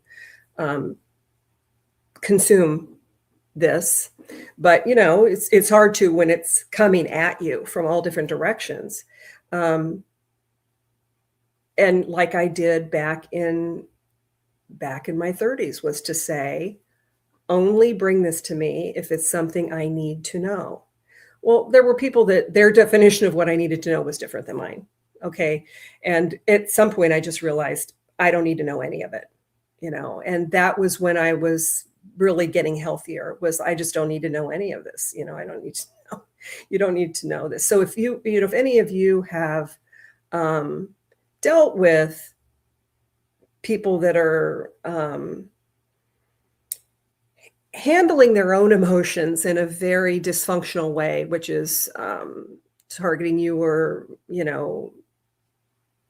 spreading rumors about you, or making up stories about you, or trying to damage your reputation, whatever, whether that's a breakup. Usually this kind of stuff happens with breakups and that sort of thing. It's okay to just not engage with that. It's very healthy to not engage with that. And it's very compelling to want to engage with when you're being baited, and when, like, let's say somebody is just telling a completely false story about you in circles or in public, or to people that you care about, their opinion. It's very compelling to want to defend yourself, and to want to clarify, and to want to say that's not true, and all of that. And even that you have to let go of. That's one thing that I've learned, and I hope this helps somebody out there, is that the people that are willing to believe that about you are people that are expendable to you, and you need to let them go, because not everybody is going to go there. Not everybody is going to, without any support or evidence or whatever, believe falsehoods about you, and then start to demonize you and attack you with things that are untrue. Not everybody is going to do that about you, but the people that are, they need to be on the other side of that wall. I feel so bad for people that have not built resilience, and then they are hit with a massive trauma in their life. I had a friend back in Arizona whose mother, midlife, I would say 60s, married forever to the same husband and everything, but she was sort of treated like a child in the marriage and in the relationship. Like, I don't even think she drove. I think she knew how to drive, but she never drove. Like, he always drove her, and, very dependent on her husband. And he left her. I mean, I think he, was the typical, the kids grew up, they're out of the house. And I think was guessing at the time he left her because he was exhausted but I mean, he participated in it, of having another child in his partner, and somebody else came along that was like probably more of an equal to him, and he left her. She collapsed so completely, and I was around her. She didn't live in Arizona, but she was visiting during that time and witnessing how completely collapsed, and that she had absolutely zero coping skills for dealing with this. And she was actually relying on her grandkids to kind of, be her support system in a really, in my opinion, a very sort of demanding way on children. And it was really that she has, like, I was reflecting on her. Somehow she just popped up thinking about this topic of, like, did nothing bad ever happen to her in her life so that she landed at this point where she literally had no skills? She could not envision any future for herself without him. She could not envision an identity for herself without him. She had every single waking moment. She was obsessing about, who am I and how do she had no footing at all. And she removed herself from the planet, this woman. She put on her wedding dress, got in a bathtub, and put some sort of charcoal thing in here. And she removed herself from the planet, therefore putting my friend and her grandchildren, everything through. But they could not have helped her. And then, I was supporting my friend through that intense tragedy happening of losing her mom in that way. And how could she? And she truly had no ability to fathom handling the trauma of her husband leaving her and having any kind of life. She had other children, very supportive children, very loving children, many options that an objective observer could see. And I spoke with her at length about that. But it just didn't penetrate. She didn't have anything in her makeup that could see any way of surviving that. And she had other friends who had been through something similar. Objectively, it was hard to fathom how completely, it was one of the most completely helpless individuals I'd seen. I thought later, she just came up into my mind reflecting on this topic, that I thought, because she had no resilience build up from anything else. She'd been so coddled throughout her life and so babied, that she had no muscle. Like, she was somebody that was just coming out of a full body cast and asked to climb Mount Everest in her resilience. And it made me realize how important it is to have, and how beneficial it is to have earlier challenges and traumas that you overcome, because they start to build a resilience that you're going to need later. Jumping from this, yes, it was utterly heartbreaking. And yes, she did leave she left a bunch of notes. She left like a whole, she tortured him with the notes that she left. She was very angry. And when my friend was cleaning out her house, there were notes everywhere tucked in pockets and things like that. So, it was very clear, and it was completely blamed on him for leaving her. But she didn't have one shred of a coping skill that could see any possibility for a life for herself at all. And so, poor woman was in a silo and left to swim in the ocean in a storm and told to swim. Yeah. And he stayed with her for a long time. It's not like he just up and left her. It wasn't like that abrupt. I think he was still kind of, I'm sure things could have been handled differently, but I was with her. It was alarming to me to see how she was, I'm just going to say, it was burdening the grandchildren who were young with all of this. And it was like anything you said to her was just seeping through her like a sieve. And it was alarming to see. I don't think I've ever seen anybody quite that desperate, and absolutely not anything in them that had any ability to cope with something like that. Yeah, people do their best. Hindsight is always so much clearer and succinct. That's right. I agree with that. So, I've just been reflecting on this, like how these sort of stepping stones lead us into the next thing, and we're developing things that we're not even aware of, that we're developing, and then we might be aware of them when we need to utilize them later. So I wasn't aware of how important it was for me to have this sort of coping skill that knows how to remove people and put them somewhere else that doesn't impact me, that doesn't get in my brain, that doesn't affect me. One of the hardest things of going through what I went through with that was there was one other person that kept bringing me stuff. And if I could have done anything again, I would have been much firmer with that person about, and my husband actually said that, I'm like my husband would say, I'm like on the verge of telling you can never speak to that person again. Like you have to sever it. And I didn't, but it was somebody I really care about, but they were handling it differently than I was. Who was like, oh, I think you need to know. I think you need to know. And despite me saying over and over, I don't need to know, because I would have to now recover from the insanity that was now dropped in my lap. I would have set boundaries on that earlier, because it was stuff I just didn't need to know, that I had no control over, and I wasn't planning on exerting any kind of influence about. And I wasn't seeking that for myself, but like that it was bad enough that it was brought to me by the perpetrators, the people targeting me, but have other people. And then there were the people that sort of trickled in, like, didn't know anything about it. And they were like, oh my God, do you know this is going on? Like I didn't know what was going on. And then like stuff would trickle in like that. But I'm proud of myself that I didn't go seeking it myself. Almost never. I mean, very, very, very rarely did I.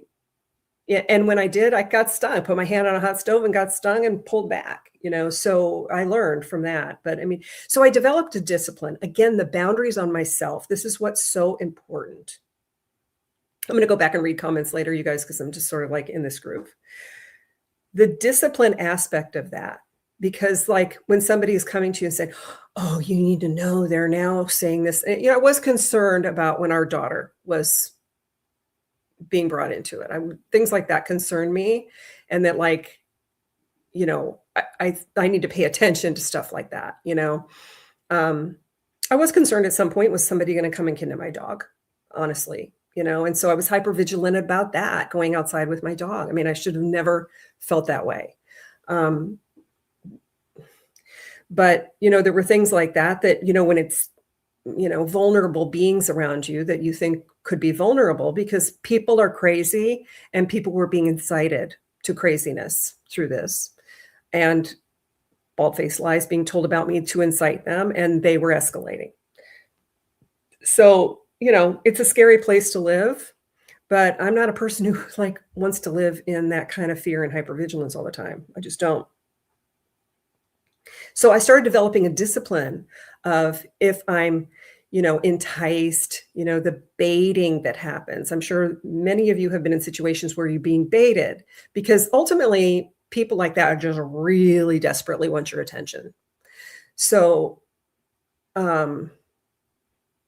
it's a discipline to say, just keep saying to yourself, no, I know that's happening. I'm not going to go there. I know this being said, I'm not going to expose myself to it. I know that's whatever. I'm going to deal with the stuff I have to deal with, and discernment of what do I have to deal with. But the rest of it, just this discipline of just saying no to yourself over and over and over again. It's natural to be curious about things in life. It's natural to be curious sometimes about things that are bad for you.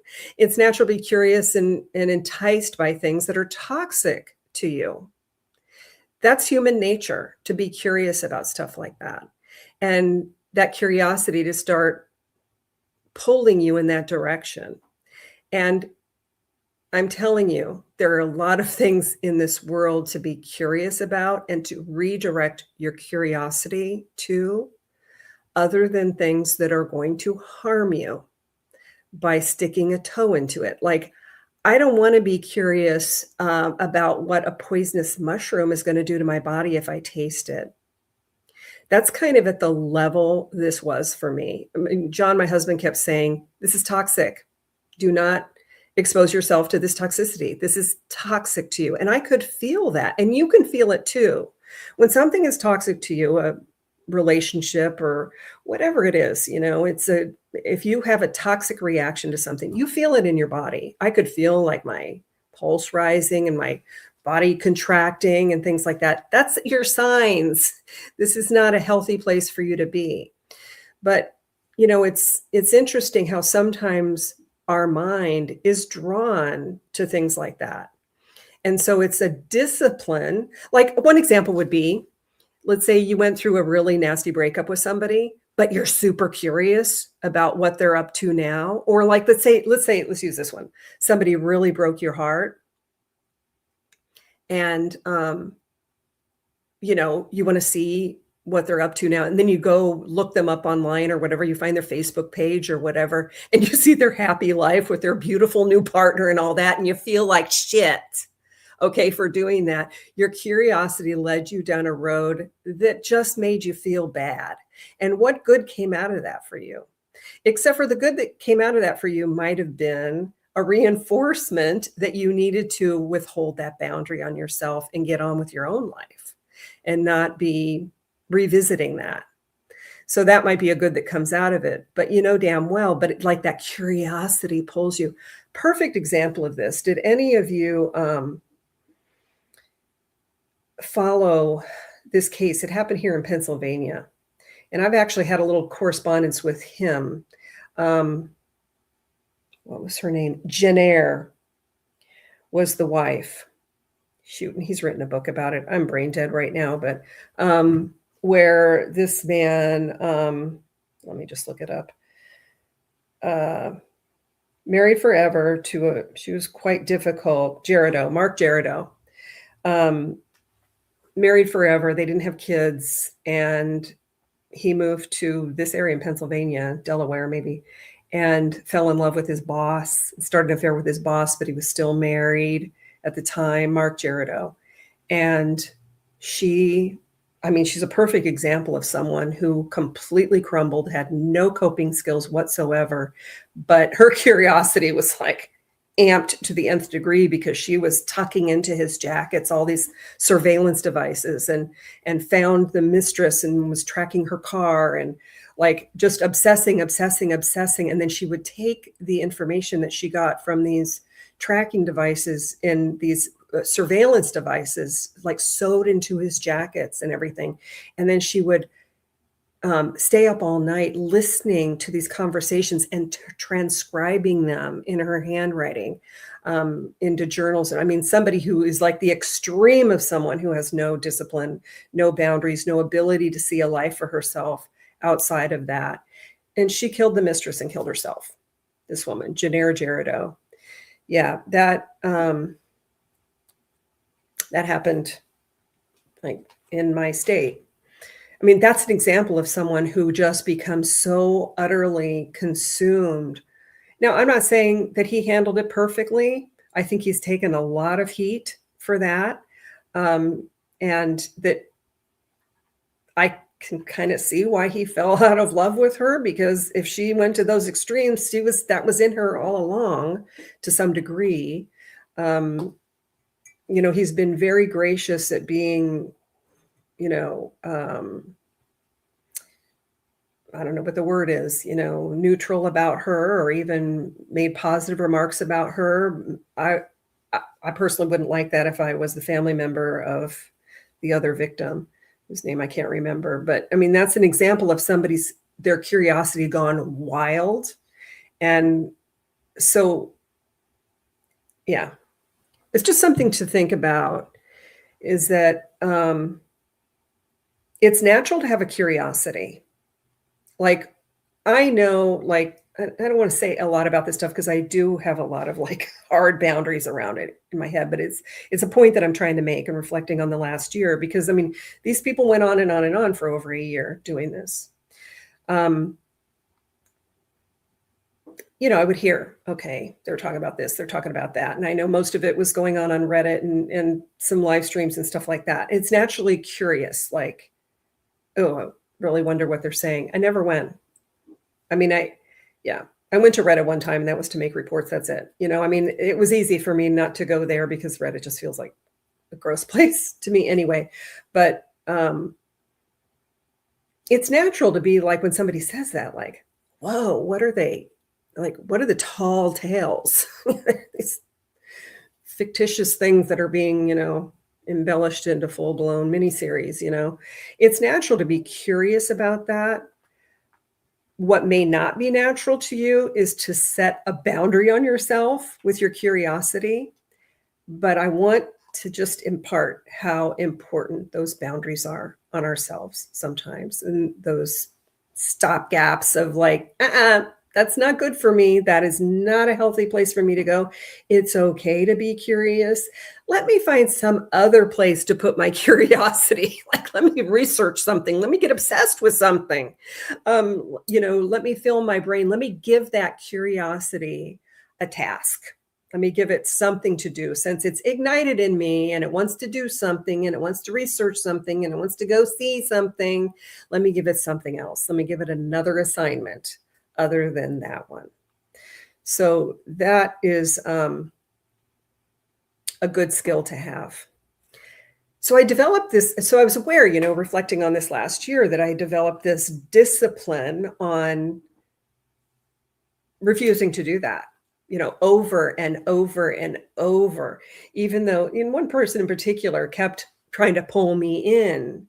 And when I would say no, was send me screenshots, it's like, yeah. And then there became a discipline of not even looking at that. Like, you're going to send me a screenshot. And I mean, saying to them, I'm going to hang up. I'm going to stop talking to you if you send me one more thing, like, because we were on very different tracks. So, and being sort of mean, about that, but you got to be firm for yourself sometimes with what you're going to consume, what you're going to take into your mind, into your body.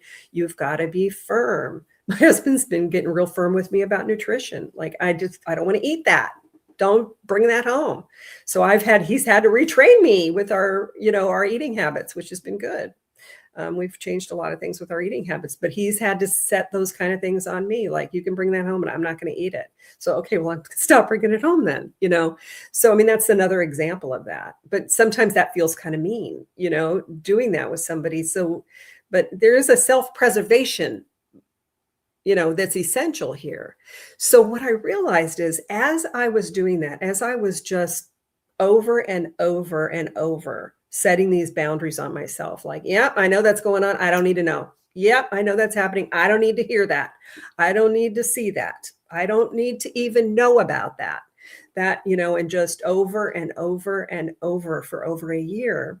Well, guess what? Now I have this discipline, this ability in myself right now to be disciplined about a whole new path of health that I'm on. I'm going to the gym. I'm working out. I've been sort of like in a lockdown mode. I mean, when you go through heavy periods like that, your body sort of tells, like, hold on for dear life and get through it. I was aware last night we went to the sound meditation and we did this whole like full body stretch thing. And I'm like, wow, I didn't realize how tight I am. And I mean, it just came back to me because you've been kind of hanging on for dear life for a number of months. So now's the time to be letting go of that. I mean, you really have coping skills that you don't even know about sometimes. And so, and everything in its own time. But anyway, what I want to tell you is that the discipline that I developed on myself, it was a discipline, let me tell you, because it was coming at me, from different directions. You need to know about this. Here's this, emails coming to my face. I mean, it was just like one analogy I've given. It's like walking through the grocery store that's like your grocery store that you're familiar with and that you're comfortable with. And every time you go down an aisle, somebody runs up to you with their cart and bangs you with it. And they're a complete stranger. And they're like looking in your cart and saying, you're a fat ass. You shouldn't be eating that, like out of nowhere or something like that. Or even like banging you with their cart and saying, you stole my car in the parking lot. Just some absurd thing that has absolutely nothing to do with you. And you don't know if you're going to go down an aisle, like which direction they're going to come from, but like just randomly being banged into by strangers with crazy shit. That was my life, for a number of months. And then like setting boundaries on myself about even talking about it, or talking about these people or retaliating or, you're saying that about me, I'm going to say this about you or anything like that, setting boundaries on myself for that. I mean, I would come on here, you guys, I know I was just rambling about whatever, because I'm trying to create new neural pathways to talk about and to engage with in this community and not be shoved out of this space. and just talking about whatever, I could talk about that wasn't that, that was not that. So, it might have seemed like I'm just rambling and talking about how I have COVID or whatever, but, it was like me still doing my best to stay in my place, stay in my spot, not be pulled, not be yanked, not be pushed out, and not becoming that, not being infiltrated by that, not be consumed by that, not becoming that kind of person. And hanging on for dear life to myself. So, I mean, that was one part that my stubbornness and that you guys with encouragement really helped me with was not to give up a channel. I've had ambivalence about, because some people that I really do care about were like, oh, you shouldn't have just shut it all down, my other channel. But honestly, now I'm really glad that I did, because now, like with this new intro, this new focus and everything, I feel like I really have something to offer in this that is not related to all that darkness and everything with true crime. And, I'm stuck with the Markel case, and I compartmentalize that over elsewhere and did that because I'm not going to abandon that family and that case and everything. But I'm also not involved in other cases or anything Karen Reed, right. All these other things. There's sort of peripheral curiosity, but I'm not like, getting sucked into anything again. It's not that healthy for me. So, but, the encouragement to still stay with something that I still can share and have to offer and create community and all that kind of stuff, and inspire, hopefully, people. And, I think this for you too. Sometimes just living your life in the way that you do, you have no idea the inspiration that it's going to have for someone else. So anyway, I'm going to segue from that into something else, tell you something really cool. But I wanted to say that about discipline. So you can see kind of how these like landing pads led to the next, led to the next, led to the next. So lately, now we're going to the gym. And I've been resisting like movement because I've been like in this lockdown mode, and like now my husband's just like pulling me out. And he's like, I just bought us, we're going to start going back to the gym again. I've gone more than he has because like I'm now motivated and I have this discipline. And I was thinking the other day, like, I think this discipline that I developed through all of those months of just on myself saying, it's a discipline to say no to yourself. And to redirect that curiosity and to not take the easy way, which is just to fall into that and, fall into things that are not healthy for you. And it's a discipline is serving me now because it's getting me to the freaking gym. So the same thing that I was developing is now being applied towards something else that is serving me well. Why this is important and why I wanted to share this is that I know comments are coming out, I'll look at them later, but is that I think that knowing this, and I think that reflecting on this, and I'm encouraging you to do this with your own life as well, and your timeline of your life is to look like maybe something that you've gone through recently, like take the most recent, like difficult thing you've gone through and reflect on what it's challenged you with and what skills you've had to deploy and what, you've had to learn or what's made it easier for you to cope, and start to look back and see where you may have started to develop those in another challenge. And the reason why that's important is because when you're in the middle of it, in the thick of it now, thinking like, oh, maybe I am learning right now and developing strength in something right now that I'm going to need to use in the future. So let me do that now because there's a future me that's going to reflect back on this time and the muscles that I develop and is going to need that. So let me be intentional about it. Let me take that seriously. Not only does that help you have discipline and help you get through that, but it gives it a bit of a purpose. And sometimes that future you is like the grandmother you who's going to need to impart that wisdom to your granddaughter or something like that. It might be something that you're sharing with somebody else. That might be where that's utilized in your future. But I think that just knowing that and sort of reflecting a lot on that helps to get through a rough time. And it helps to feel less of a victim. It helps to feel like there is something purposeful. That's a way to stop feeling like a victim.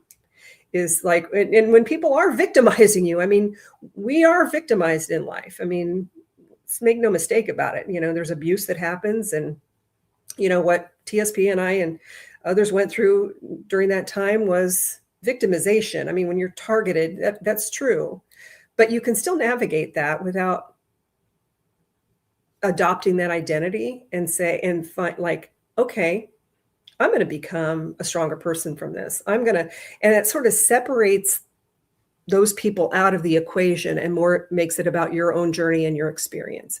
And maybe part of that, like, okay, I'm going to utilize this to become a whatever, wiser, stronger, more resilient person. And then maybe some future me needs me doing that right now. And so it helps to inform decisions that you make. So I just hope any of this, because this is like stuff that's been rolling around in my brain, like reflecting on the last year and the transition into this year and everything that I have found this really helpful. So let me just sort of segue from this. And I hope, it gets you to reflect as well. So I had this conversation. I have been personal friends with the prosecutor, Kathy Hughes, in our case for 30 some years. We've traveled together.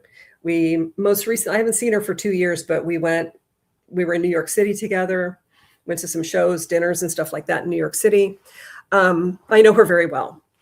And it's just what a beautiful thing that came out of that whole thing.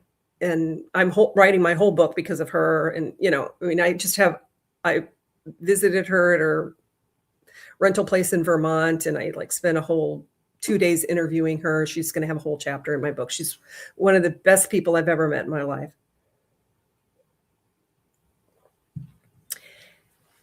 I got a card from her at Christmas, and I hadn't spoken to her in a little while. And, in a few months, she lives back in Arizona. In this card, she tells me she's moving out of the country. I mean, I never saw this coming. She's been rooted in Phoenix for ever and ever and ever. She's moving out of the country. She's getting dual citizenship so that she can do it. And she's doing it in like a matter of months. I was like, holy shit. So as soon as Lillian went home and I had time, I texted her and I said, I need a conversation with you. I want to hear all about it. You guys, this conversation, I talked to her for an hour and a half on the phone the other day, was like, I felt like I was watching like the best movie.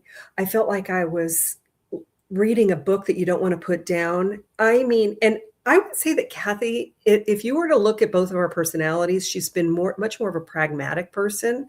And I've been much of kind of like a dreamer, or seeing like, the spiritual connections of things and stuff like that. And she's been more like, oh, that's you, not me. Kind of, she's just more pragmatic. This story she told me, I mean, if you could see me on the phone, I'm like, you got to be kidding me. What? There's more? No. That was me through probably took her a half hour just to tell this story. I was on the edge of my seat, how this thing unfolded in the most freaking magical, like you cannot even believe it way. Like the whole thing hinged, I'm not going to tell her whole story here and her details, but the whole thing hinged on her being able to even be able to pull this off, on her getting her grandmother's birth certificate.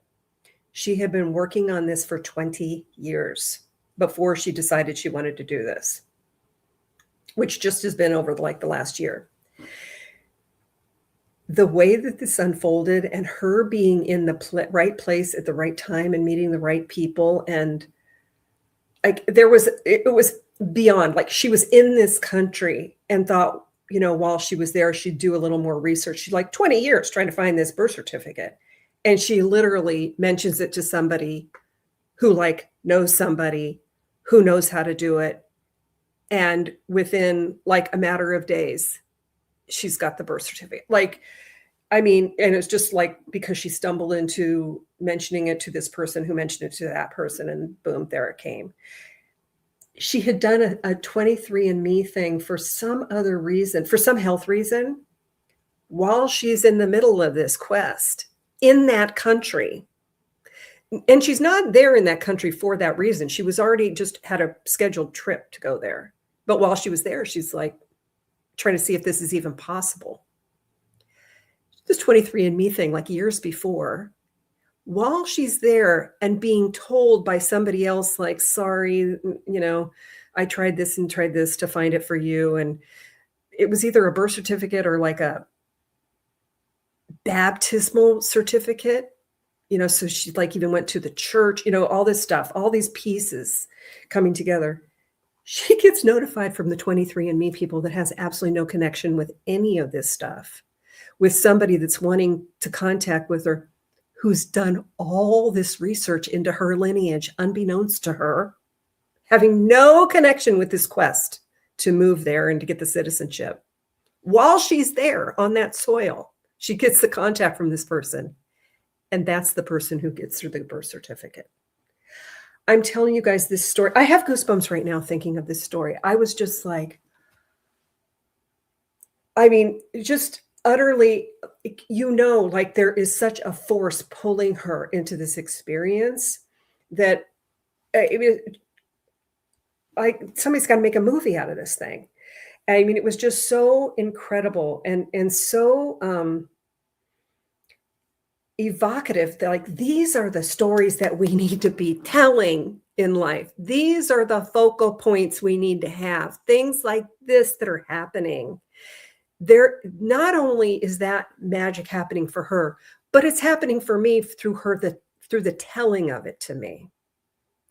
And this is like the roots of her family in this country that she's going to go there for a limited number of time, but she is selling. She's getting rid of everything. She's in her 70s and doing this. And when we get older, there is a sense of urgency, like it's now or never, if you're going to have this big adventure. And so, she's not somebody I would ever have expected because she has like really strong roots and very good connections and like all the big parties were at her house and everything like that. And, just a very nice life traveling all over the world, but this, very rooted homestead situation, beautiful home and everything, letting go of all of it to go have this grand adventure. And, oh my God, just how her sharing that story, everything ignited in me. I said, Kathy, I don't know if you know, because she's being pulled to her motherland. And I'm thinking, I didn't say this to her, but I'm thinking, is she being pulled there? Even though she's putting kind of a cap on it just to make it like it's not so overwhelming that like she's going to go for a year and then, see that she can still come back because you can do that with dual citizenship. But she's like committing to a big chunk of time to go like cold turkey. Well, of course, then she's meeting this person who has a friend and she's got some very specific hobbies and she's already got those like dialed in that provide a lot of like social support for her and everything. And so she's already like connected that. She goes through those two like big hobbies that she has, she'll quickly develop a, social network. And so,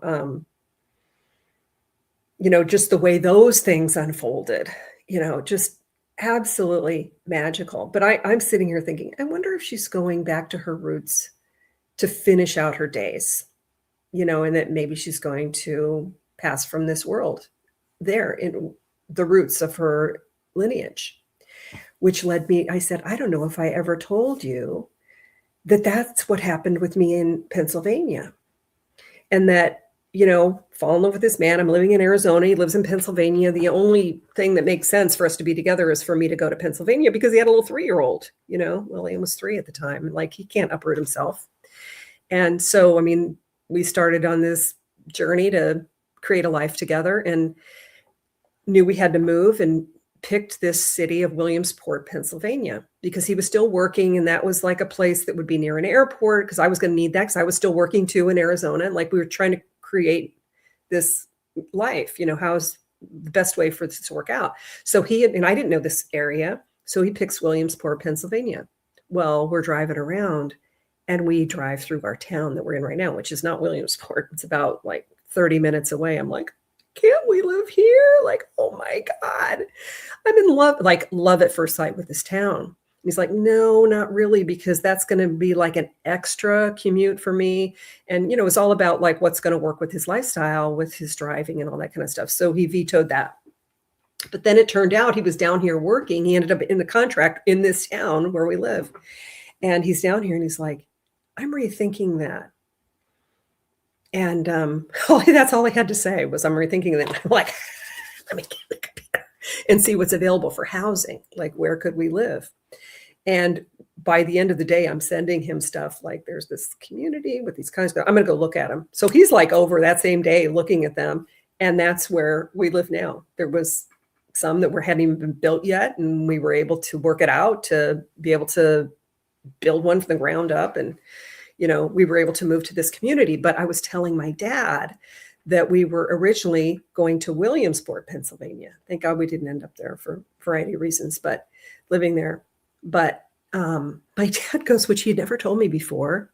He says, Kathy, that's where your grandfather's from, Williamsport, Pennsylvania.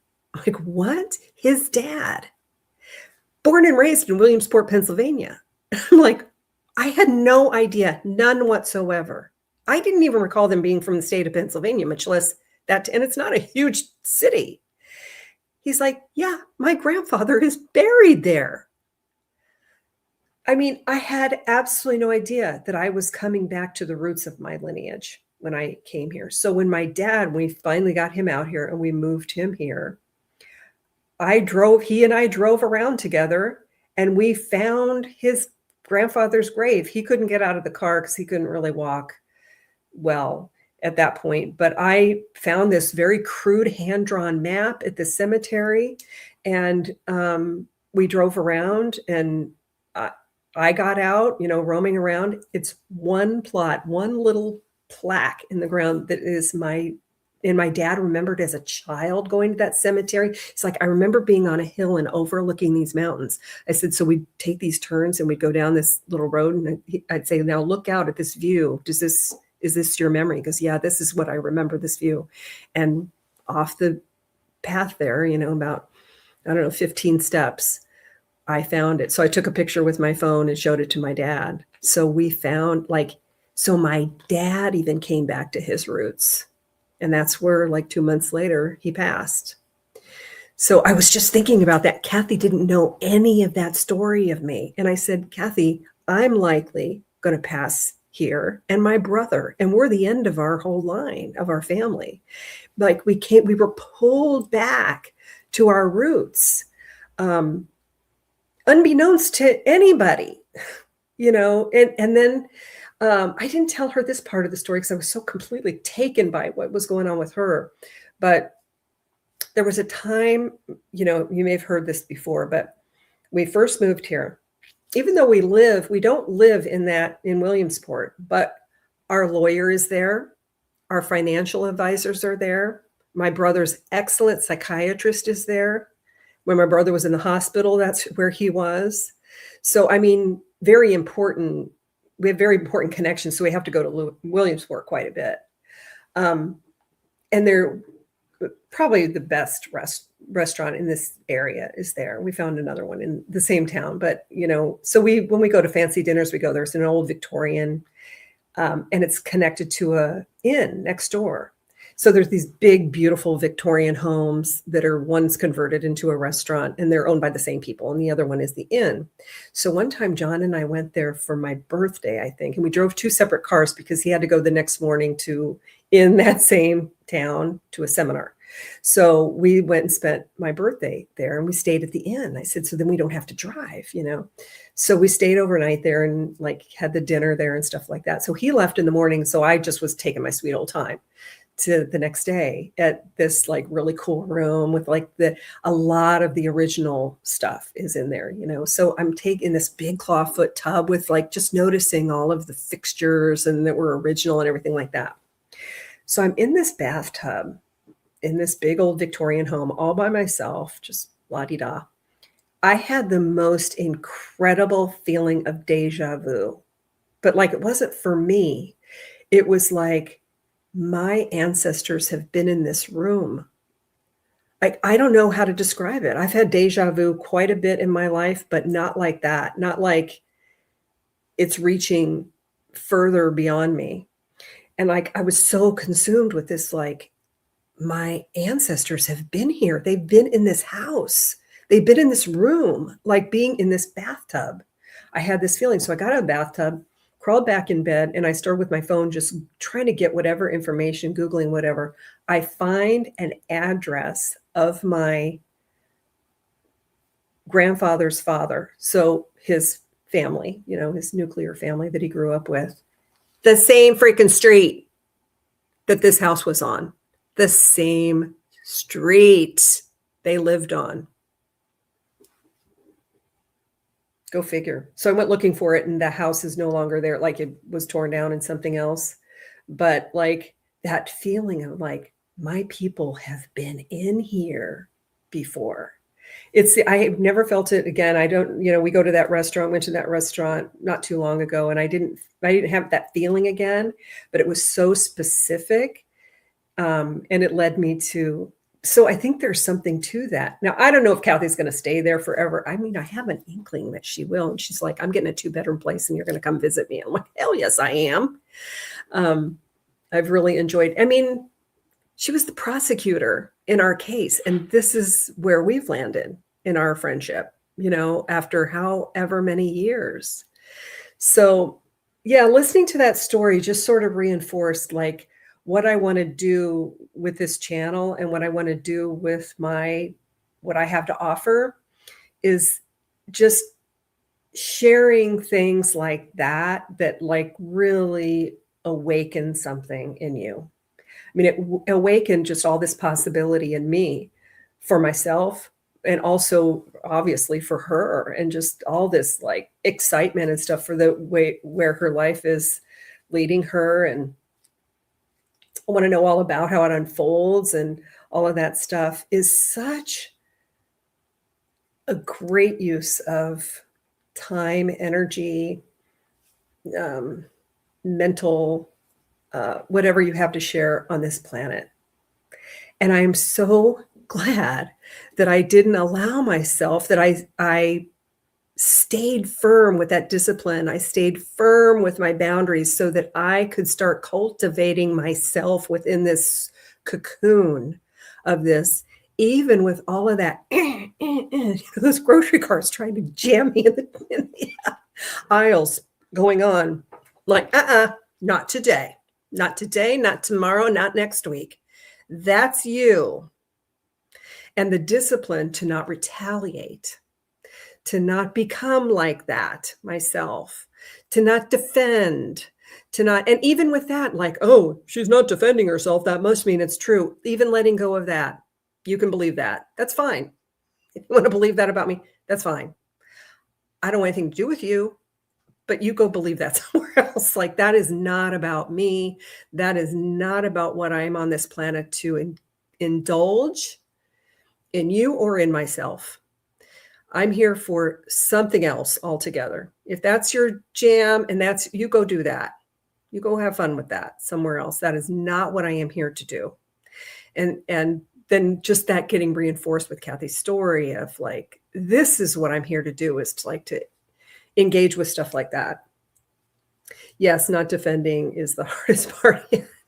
And that's a discipline, Holly, is to say, even though I could defend that, the one thing that I learned from that, and I don't want to focus too much on this because it is so toxic and it's so crazy, but like the whole bit about me torturing my dog with this bark collar that was completely fabricated. I never had any, I don't know anything about that. I never would do that. And I don't have that. It never had that. It was just completely and totally a fabrication about me. Because people like that, people that do that, they follow very similar routes. They're going to say that you're a criminal. They're going to say that you're an addict. They're going to say that you abuse babies and puppies, things like that. They're just going to dig into anything that they can insinuate about you to make you the most despised person. It's very, in the research that I did, they follow very similar patterns of tactics of these kind of campaigns. And so like, just know you're not the first, you're not the last. That's just how they're going to do it. You want to defend that. But I mean, that's what I learned, is that like, I did defend that by saying, here's a picture of the actual thing that I bought. Here's a picture of that actual thing on his collar. Like, they are identical. That's what this is. Even with that, it was still, no, that's like, even when you're seeing it with your own eyes, it was still denied. And like, it's pointless. It is absolutely pointless to get involved in anything like that. I'm glad I did that, because I could see how pointless it was. And then of course, then that got even added more fuel to the fire. So like, defending yourself, not only, it's not to the people that you're trying to convince, they're not going to be convinced. They've already decided that about you. So let them go. To the people that know the reality about you, they don't need that. So it's a waste of your time to get into defending any of that. And so, I mean, that was just such a very glaring example of that. So I just stopped defending. And also, it's just like, who cares? Let them, these people are too nuts, and let them live in that world. They're on another planet. Let them be on that planet. Hopefully they'll stay there on that planet, and live in your own world. That's it. And people are going to go with that, and let them go. I mean, you do have to get very kind of ruthless with yourself, of like, the juice is not worth the squeeze. Okay. In these relationships, if they're willing to go there, the juice is not worth the squeeze in trying to convince them otherwise. Let them go. Just let them go. Like, if you go on a date with somebody and they don't want to go on a second date, it's not worth your energy to try to sell yourself to that person, because they've already told you, the right person for you isn't going to have that kind of ambivalence. You're not going to need to sell yourself. So, discipline is an important thing to utilize, because you need it in other areas. So, I mean, thank you for helping me develop that discipline, because you're helping me get to the gym. Thank you for showing me the worst of yourself so that you help me get to the gym. Okay, here we go. Oh my God. Anyway, so that's really what I wanted to talk about today. Was I want to encourage you to reflect on what are if you can see yourself like bouncing from like one hard time to, oh, okay, I developed those skills that helped me with this, that I needed that for this, that it makes it, when you're going through another one, have a little more purpose and meaning, and less about what's happening to me and more about how can I develop to be a whatever you want to fill that blank in, a stronger, more compassionate with myself, more disciplined person. How can I utilize this to become more refinement? It's okay to be discerning. It's important to be discerning. I'm going to go back to boundaries. I saw something, I'm doing all this research on health stuff, and I'm going to go back to this red light thing. It's like a kind of a funny thing with that too. But so a lot of stuff comes up around health for me on the algorithm. And this doctor was talking about different kind of chronic diseases. And like, she feels like she's got her finger on the pulse of something that has to do with systems that are lacking boundaries in the body, like how certain disease processes are treating it is getting missed, because like leaky gut, for one example, it's like things leaking out of where they're not supposed to be, because the boundary is permeable, because the boundary, like the blood-brain barrier getting broken in some way. And so that creating a disease process or whatever, like different places in the body where boundaries are essential. The skin, the largest organ in the body, the boundary of the skin is essential. and to have boundaries that are clearly protecting what's on the other side of them and still being sort of flowing and permeable. And, boundaries get a bad rap, but they're so essential to, like, at the very cellular level of our being. Boundaries get a bad rap, I think, because people want to keep violating them. And when we set them, people get mad when they can't keep violating your boundaries. So, it's important to know where you need to execute those.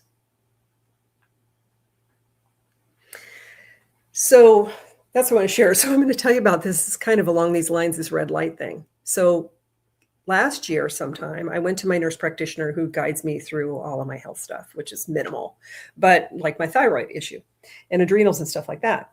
So I'm on this sort of natural thyroid medication. Well, I said to her last year sometime, like, think there's any chance I could go off that? Like, do I really need to be on that for the duration? Like, I've been healing and, getting better and this and that. Do you think that I could think about going off that? She goes, yeah, I think that's possible. I've guided other people through going off thyroid medication. Let's reevaluate where your, system is and stuff, and take it from there. Well, she did another blood test, and then I got hit with kind of a big stress thing. And I'm not talking about that. Somebody else in my family and a significant health issue. So it's like, now's not the time to go, now we got another thing we're kind of navigating here. So now's not the time. But, we started that process just by taking my blood and seeing what's going on with my level of my thyroid and stuff. And like with that being a goal, then just sort of like, let's shelve that for the moment. And that was several months ago, maybe in the summer. We did that. Well, then I started getting drawn to this red light therapy, right? So I started getting all this stuff, and I've been like, with the discipline thing, like I've been like really committed to this red light therapy. And John's headed up to the other house right now, and tomorrow installing our sauna up there. So I mean, like, and he too, like, we're both like really into this red light therapy, to the point where when everybody's getting sick at Christmas, started with this sore throat. I know how it goes for me. I start getting a sore throat and like, boom, game on. And it starts like escalating and it drops into my lungs. Like, that's the whole routine when things, start going crazy in my body, a virus. Lillian came with it. John got it. I was like escaping it for the first 2-3 days, woke up at 3 a.m. with this massive sore throat. And I'm like, oh shit, here it comes. Well, I went and got this red light therapy pad and I put it on my throat. And I think I did it for like 20 minutes, woke up the next morning. It was not advancing. It was retreating, and it never got major. And I'm like, the only thing that's different is that red light therapy. Like I started researching, like, is that even possible? Like, how did that happen? Like, I got the least sick of anybody in the household, and that is not normally how it goes. So, and yes, because it really stimulates your immune system. And I was targeting this area. Well, I then went to, as I do when I've been through an illness, I went to get a IV nutrients. She takes my blood pressure. It's like way high. I'm like, something's wrong with your cuff. I historically, my entire life, have very low blood pressure, like almost too low blood pressure. So I'm like, that's not me. That's not my blood. She takes it again. She was like, well, it's come down, but it's kind of up there. Like, it's like showing high blood pressure. I'm like, what's going on? Then she couldn't find a vein. So she couldn't even I had to leave without getting it. But, it's like, did I just go to get this blood pressure? Well, John has had some blood pressure issues. So he has a blood pressure cuff. And I've been having like this dizziness. Like, I went in to do flowers with my friend Susie. We were going to do a flower lesson. I'm like, I am so dizzy right now. And she goes, I think you need to go home.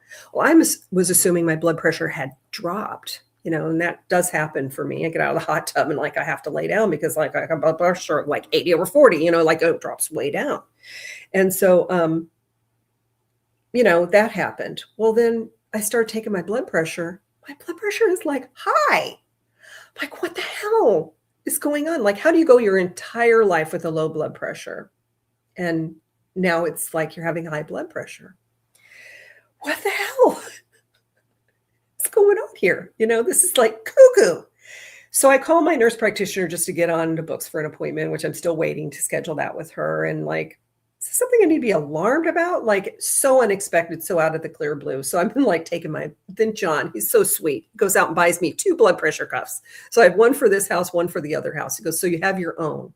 So I'm like being like all obsessive about taking my blood pressure right now to see what it is. All of a sudden I had this aha moment. This is where my thyroid is. I think that red light therapy has been stimulating my thyroid. So my thyroid medication is too much for me right now, and it's raising my blood pressure. Because this only started like after I started to do this red light therapy, and red light therapy doesn't raise your blood pressure. Like, but why would that be happening with me? Like, what is the X factor? Why is this coming out of nowhere? And I think it's creating a situation where it's accelerating this healing of my thyroid, because I literally have been putting it right here, that pad, to the point where I can decrease my thyroid medication, exactly what I started inquiring about last year. I think that's what's going on. Intuitively, it feels like that makes sense. And I'm going to go talk to my nurse practitioner. So I started cutting my thyroid medication in half just for the last few days to see like how I feel. And I feel completely normal. I don't feel like, and my blood pressure is starting to come down again.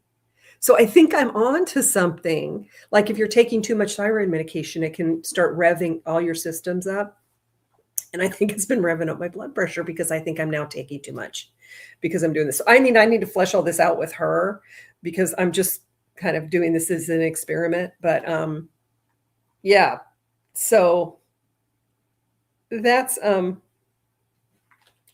what I want to tell you about that. So, I mean, I started this like dream last year of like going off this thyroid medication. Like, do I really need this? I mean, is this something I need to really rely on for the rest of my life? To like being in a situation where I think I'm like sort of dealing with it unbeknownst to me. So anyway, that's just another kind of example of like you're setting the seeds, you're laying the track down earlier for something that's just going to sort of naturally unfold. And these are the kind of stories I want to tell about like how things just sort of weave together in the matrix of your life to support you that you're not seeing coming, and help lift you, not help drag you. That is what I want this flavor of this channel to be. So there's so many comments here, but I will go back and look at them. Alaska left. I wanted to communicate with her out there because I know she's going to be starting the red light thing. Putting things out into the universe never hurts. Putting things out. I think you meant never hurts, but hearts is good as well. You've tried red light therapy and it did good. I think like anything, things really work on you or not at all. And this is one for some reason that like I really respond to. John's also having good experiences with it. It was such a racist, xenophobic, horrible, upside down place I discovered from just a couple times popping in looking for case info. I can't even imagine how bad it got. I don't know the place you're talking about, but I can only imagine, La Mesa. People showing you the worst of themselves can make you look for the best in yourself. That's a great line. People showing you the worst of themselves can make you look for the best in yourself. That's a great line. That's a great way to put it.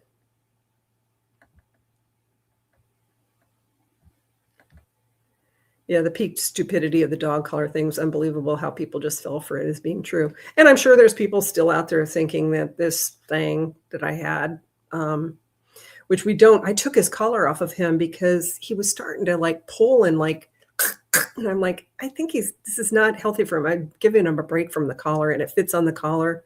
So kind of good timing with the winter and stuff. But yeah, so it's not even on him anymore, but it was for the majority of his first year of life. Okay, Sully, my guess would be that the red light therapy is definitely helping your thyroid. I also use red light on my face and neck, and my thyroid dose has just gone down as well. Thank you, Sully. Oh, thank you. Because I started like trying to look that up of like, is that possible? Oh my God, thank you so much for validating that.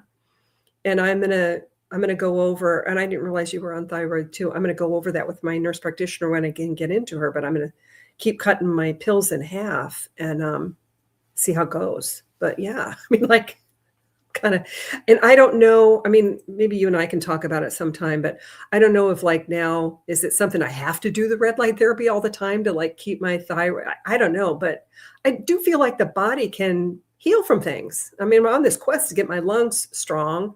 And just because I've like always had weak lungs doesn't mean I always have to. So I'm really on this quest for that. And I'm feeling the same with my thyroid. Like, you know, does it have to be like my identity? Does it have to be permanent that I have this thyroid issue? Can it actually heal and function? And that's what I'm contemplating and hoping for. More people are determined to put us down can be used as motivation to fall back in love with our own best qualities. That's another great way to put that, La Mesa. The more people who are determined to put us down can be used as motivation to fall back in love with our own best qualities. That's a great way to put it. Nurses' brains think alike. Yeah. Yeah, and that expanded kind of thinking. You know, remember Sully in nursing school, you know, everything was about like holistic health. And I get out into practice in the hospital. I'm like, where's the holistic health part of this in practice? You know, but I mean, so much of the basics of nursing are looking at that broad picture, you know, in holistic health. But I just felt like,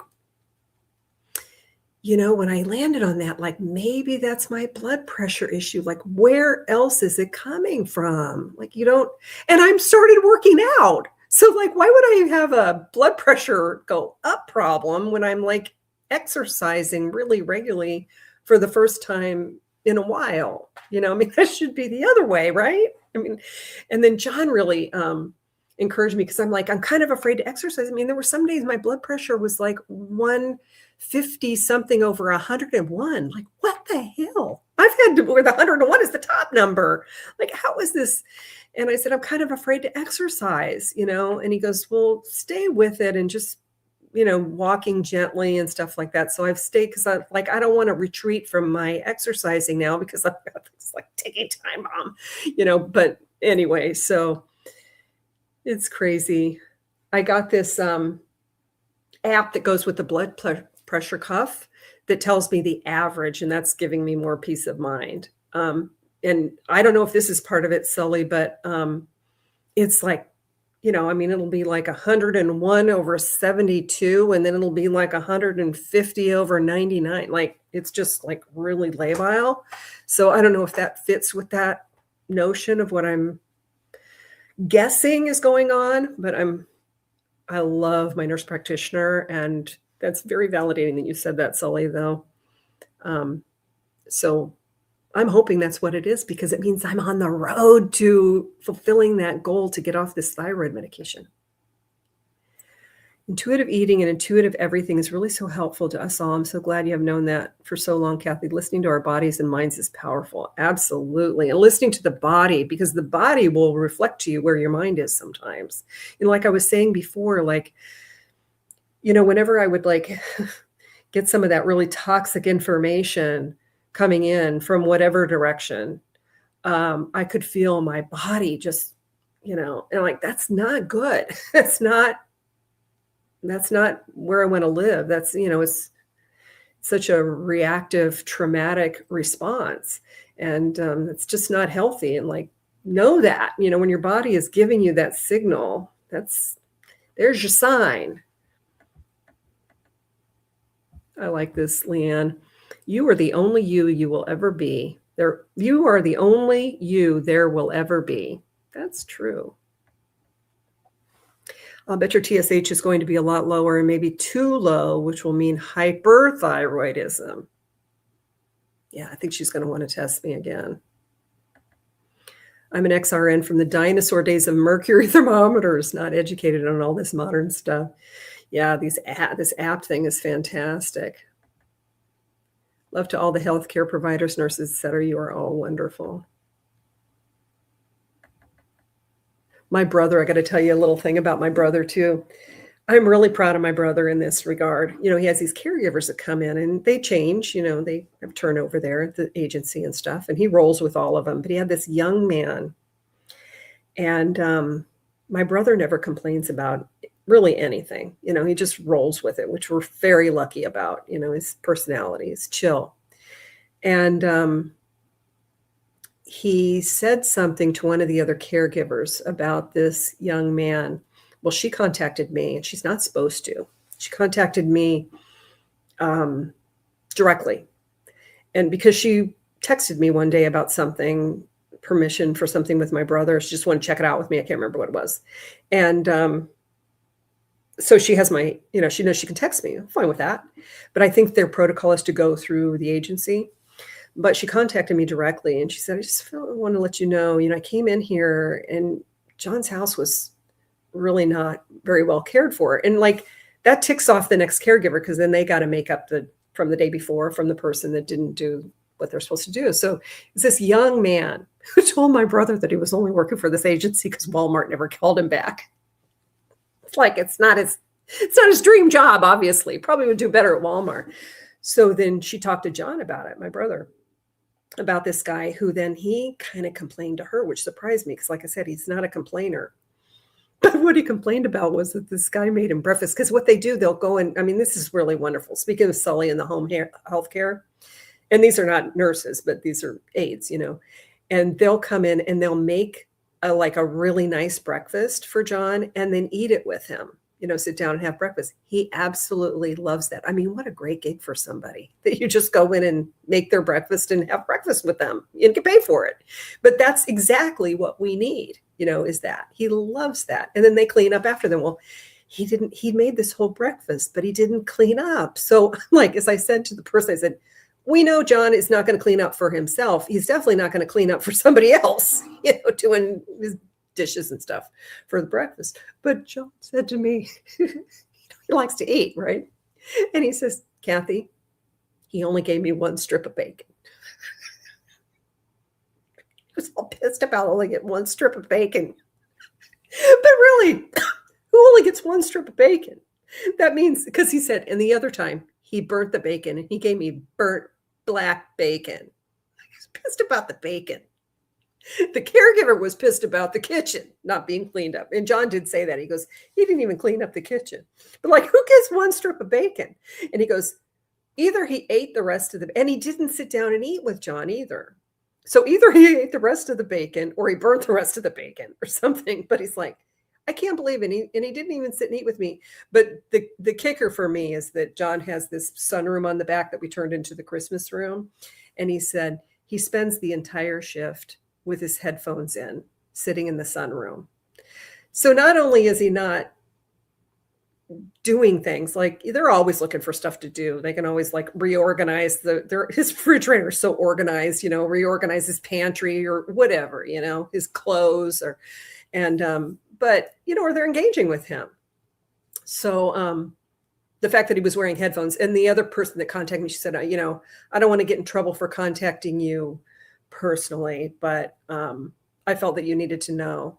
And she said, I'm also going to tell the manager at the company, that this happened. And then I went over and talked to John about it. And he told me the same thing, but he was perseverating on the bacon. Kathy, he just gave me one strip of bacon. But I mean, how can he engage with this person when they're sitting in the other room with headphones on, So I then wrote an email to the thing, and I was cool about it. I didn't tell her that the caregiver had contacted me, because I'm not going to narc on her, But I just said, that this came from John. I said, as you know, John doesn't ever complain, so this is probably not a fit. And he was coming the next morning. He was scheduled for the next morning. And I said, I understand he's on the books for the next morning, but going forward, can you match? This doesn't sound like this is going to be a match for John.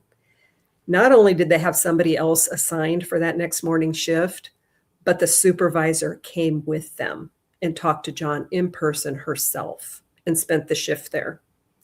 So, and she was really grateful that I had reached out to her. And she did say that she had heard from another caregiver. And I said, for me, the main thing is that he's not engaging with him because, and even my brother said, and I handle all the finances and everything, and he doesn't know how much this costs, So he's like, I know this is pretty expensive and I don't think this is getting our money's worth with this guy. I said, it's definitely not. And I'm glad you spoke up. And at least 3 strips of bacon is mandatory, right? So it was really, John and I both commended him for speaking up and advocating for himself. But talk about response. I mean, and they said, don't worry, that guy will never be with John again. I mean, I have no interest in whether they kept him or they reassigned him to other people. I don't know. That's not my business. It's just, who comes for John. So now he has another very young man that I happened to meet because I normally don't go there when the caregivers are there because that's his world, but I happened to stop by to drop something off or pick something up or whatever. And this young man was there. Do you know he was sitting in the living room watching a movie? My brother watches a movie with his boombox with a totally different music going on the boombox while he's watching the movie. It would drive me crazy. But this guy is like so chill and he's watching the movie with John, or maybe they're watching just TV or whatever, but like engaging with him, hanging with him. The house was spotless. And John told me, he made blueberry pancakes and bacon.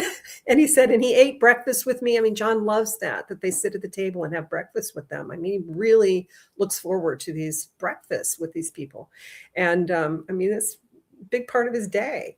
And then he went and hung with him. But that house was spotless. So I came right home and I thought, I don't want her to freak out because I wrote the supervisor again. And in the subject, I said some feedback on his name. And I think I put in parentheses, don't worry, it's good, and I just said, listen, I just happened to pop over there and I saw him and I met him. And because I didn't want to wipe all like young men with a broad brush. Like, I mean, what 19-year-old guy wants to be like cleaning up somebody's kitchen and stuff like that? I mean, usually John has these middle-aged women that just love fussing over him and making his bed. And, that sounds like a stereotypical thing to say, but like, usually 19-year-old guys, like they might be better fit at Walmart, than that kind of activity, And, but this guy, so when I saw it was another young man, I was like, but this guy was exactly the opposite. So I wrote this really nice email saying, I just thank you for, addressing this. And this is working out great with him. And I met him just by accident. And he's a very personable, and John's house was spotless. He did a great job and John's really happy with him. And he was, I don't care. They can get paid their salary to sit in that living room and watch TV with my brother. That's, or play a board game with him or anything, just hang with him. That's valuable, that's valuable to the whole thing. But like to be in the back room with your headphones on and not engaging with them. And it made me sad because it made me think, there are some people that are not as cognitively aware as my brother that somebody could get away with that behavior, and like not good. But I was very proud of my brother. And I've told him that many times for speaking up, for himself and letting us know. And, when things are good and when things are not good, because he deserves to have, the best. So yeah, bacon, it makes everything better. John was meant to score movies. Yeah. We worked in coronary intensive care. We did everything, baths to bedpans to CPR. Wow. I used to give classes on cardiac arrhythmias. That's really interesting. When my father was in the hospital decades later, I was horrified about the level and lack of care. Yeah. It can be really, really something sometimes. Let me see what else I might have missed here. Is your brother still loving his spot? I hope so. I always love hearing speak about him and your times together. He is loving his spot. And we were just reflecting on that yesterday about, we saw this movie, The Savages, about like placing, people who need assistance in your life. It was their dad in the movie and just everything emotionally that goes into that. But I mean, my brother is like, it's a miracle that he's there. I mean, he could be in that house for another 20 years. I mean, we keep like holding him together with, all the ways that we do, and to keep him independent, keep him driving, and if he stays at this level, and that means his medication is stable, that keeps him stable. He can live there for a long time. Let me tell you, I went through my whole year in my photos, because I was going to show like a whole slideshow here of photos and stuff. And I just ran out of time because I got so preoccupied with looking. I saw so many pictures of so much that I did with my brother over the last year, because I was down here the majority of the spring and into the summer when our house was up there being remodeled and John was living up there. So I was down here hanging with my brother. We did so many things. We dyed Easter eggs. We went on so many road trips. We went out to movies. We went out to meals. We hung out at both of our houses. I mean, I did a lot of stuff with my brother over the last year. Went to concerts, went to 2 concerts. I spent more time with him than I realized when I looked at my pictures, because when, we always send pictures to the other John when we're together, we're doing something together, and, just how high functioning he is. We got him a new car last year. And, sometimes when you're in a caregiver role to somebody that needs a lot, sometimes you beat yourself up of like, am I doing enough? Like that was one of the things that came up in that movie. You're always going to feel like you're falling short. But when I looked at that, I was like, no, I did a lot. Like, and the fact that my brother can do those things, that he can go to a restaurant, that he can go to a movie, that he can go to a concert, that he can focus long enough to dye Easter eggs, or he went to both of my floral arranging classes over at his community, that he can do that stuff is a function of how well he's doing. And that's a function of how well we have him supported, including with his medication supported. So God willing, he does have many, many years of happiness ahead. Oh, and I found an opportunity for him to sing. I can tell you that. So I'm on the mailing list. He doesn't have email. So I'm on their email list, and they're doing this they start doing these sort of like talent shows, the best way, like different musical people coming together. And they sent out an email blast saying, we have accompany us, but we don't have vocalists. So I contact my brother, like, do you want to sing for this thing? And so I got it. That's something I got to do today, is put him together. This was in the last few days with this woman that is putting this thing together so that he can get ignited with his singing in the community over there. So yes, we did have a lot of fun road trips and ice cream. Yeah, I forgot about the ice cream. There's pictures of that. What concerts? We saw Three Dog Night in Chicago with him. So, I mean, there's things that we know that we can't do with him. Like he can't go on major travel trips anymore. I mean, his routine and being at home and his routine is a huge part of what's keeping him stabilized. Even getting him up to the lake house is challenging because that pulls him out of his routine. And every time we have to know that every time we bring him up there, there's going to be some regression. So we just have to plan that out. So we didn't have our holidays up there this year like we did in the past, because we just decided to stay down here and be close to him instead of going up there. So, I mean, we do make concessions for him to have him included. I mean, we took him for his birthday and got him that suit, and he wore his suit on Thanksgiving because we went out to dinner on Thanksgiving. So, I mean, my brother wearing a full-blown custom tailored suit from the belt to the shoes to everything. But, it requires work. My husband had to go dress him, that morning to be able to, but he did wear his suit, sat in a restaurant in a full-blown suit. My brother hasn't owned a suit for decades. So we did that with him this year. So yeah, he's doing really good. And he's called me while I've been on this live. And, we do spend a lot of time with him and engaging with him and that sort of thing. So, I got to tell John, he's like, are you okay? So I think that's it. I want to play another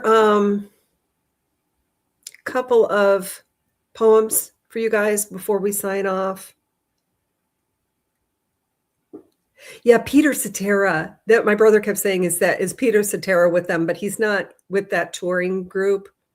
But yes, what a legend, huh? All right, we're going to play another poem now and then move on with our day. But let me pull up. I had a few pulled up, but I think we're going to, I have two more. I'm going to do this one. This is a poem you've heard before, but there is a lot of poetry on YouTube of the actor Tom Hiddleston reading poetry. And this is one that I found this morning, which is a poem that you've heard before many times, but it's been a long time since I've read this or heard this poem. Robert Frost. As recited by Tom Hiddleston, who's a dreamy actor.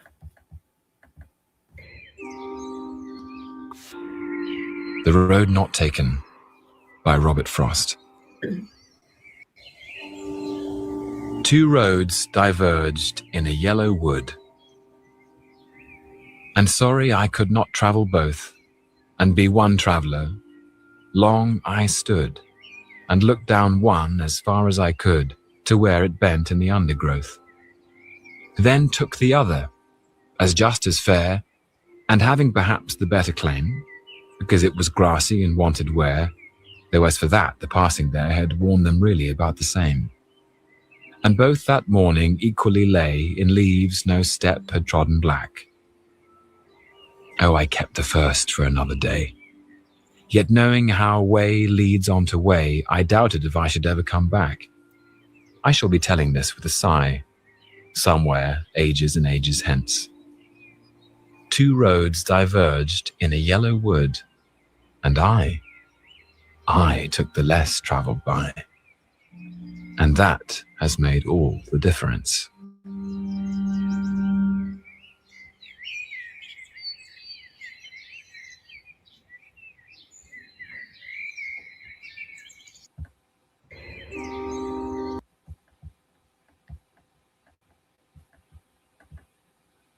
Was that good? All right, guys. Well, thank you for joining me today. And that has made all the difference, right? Start close in.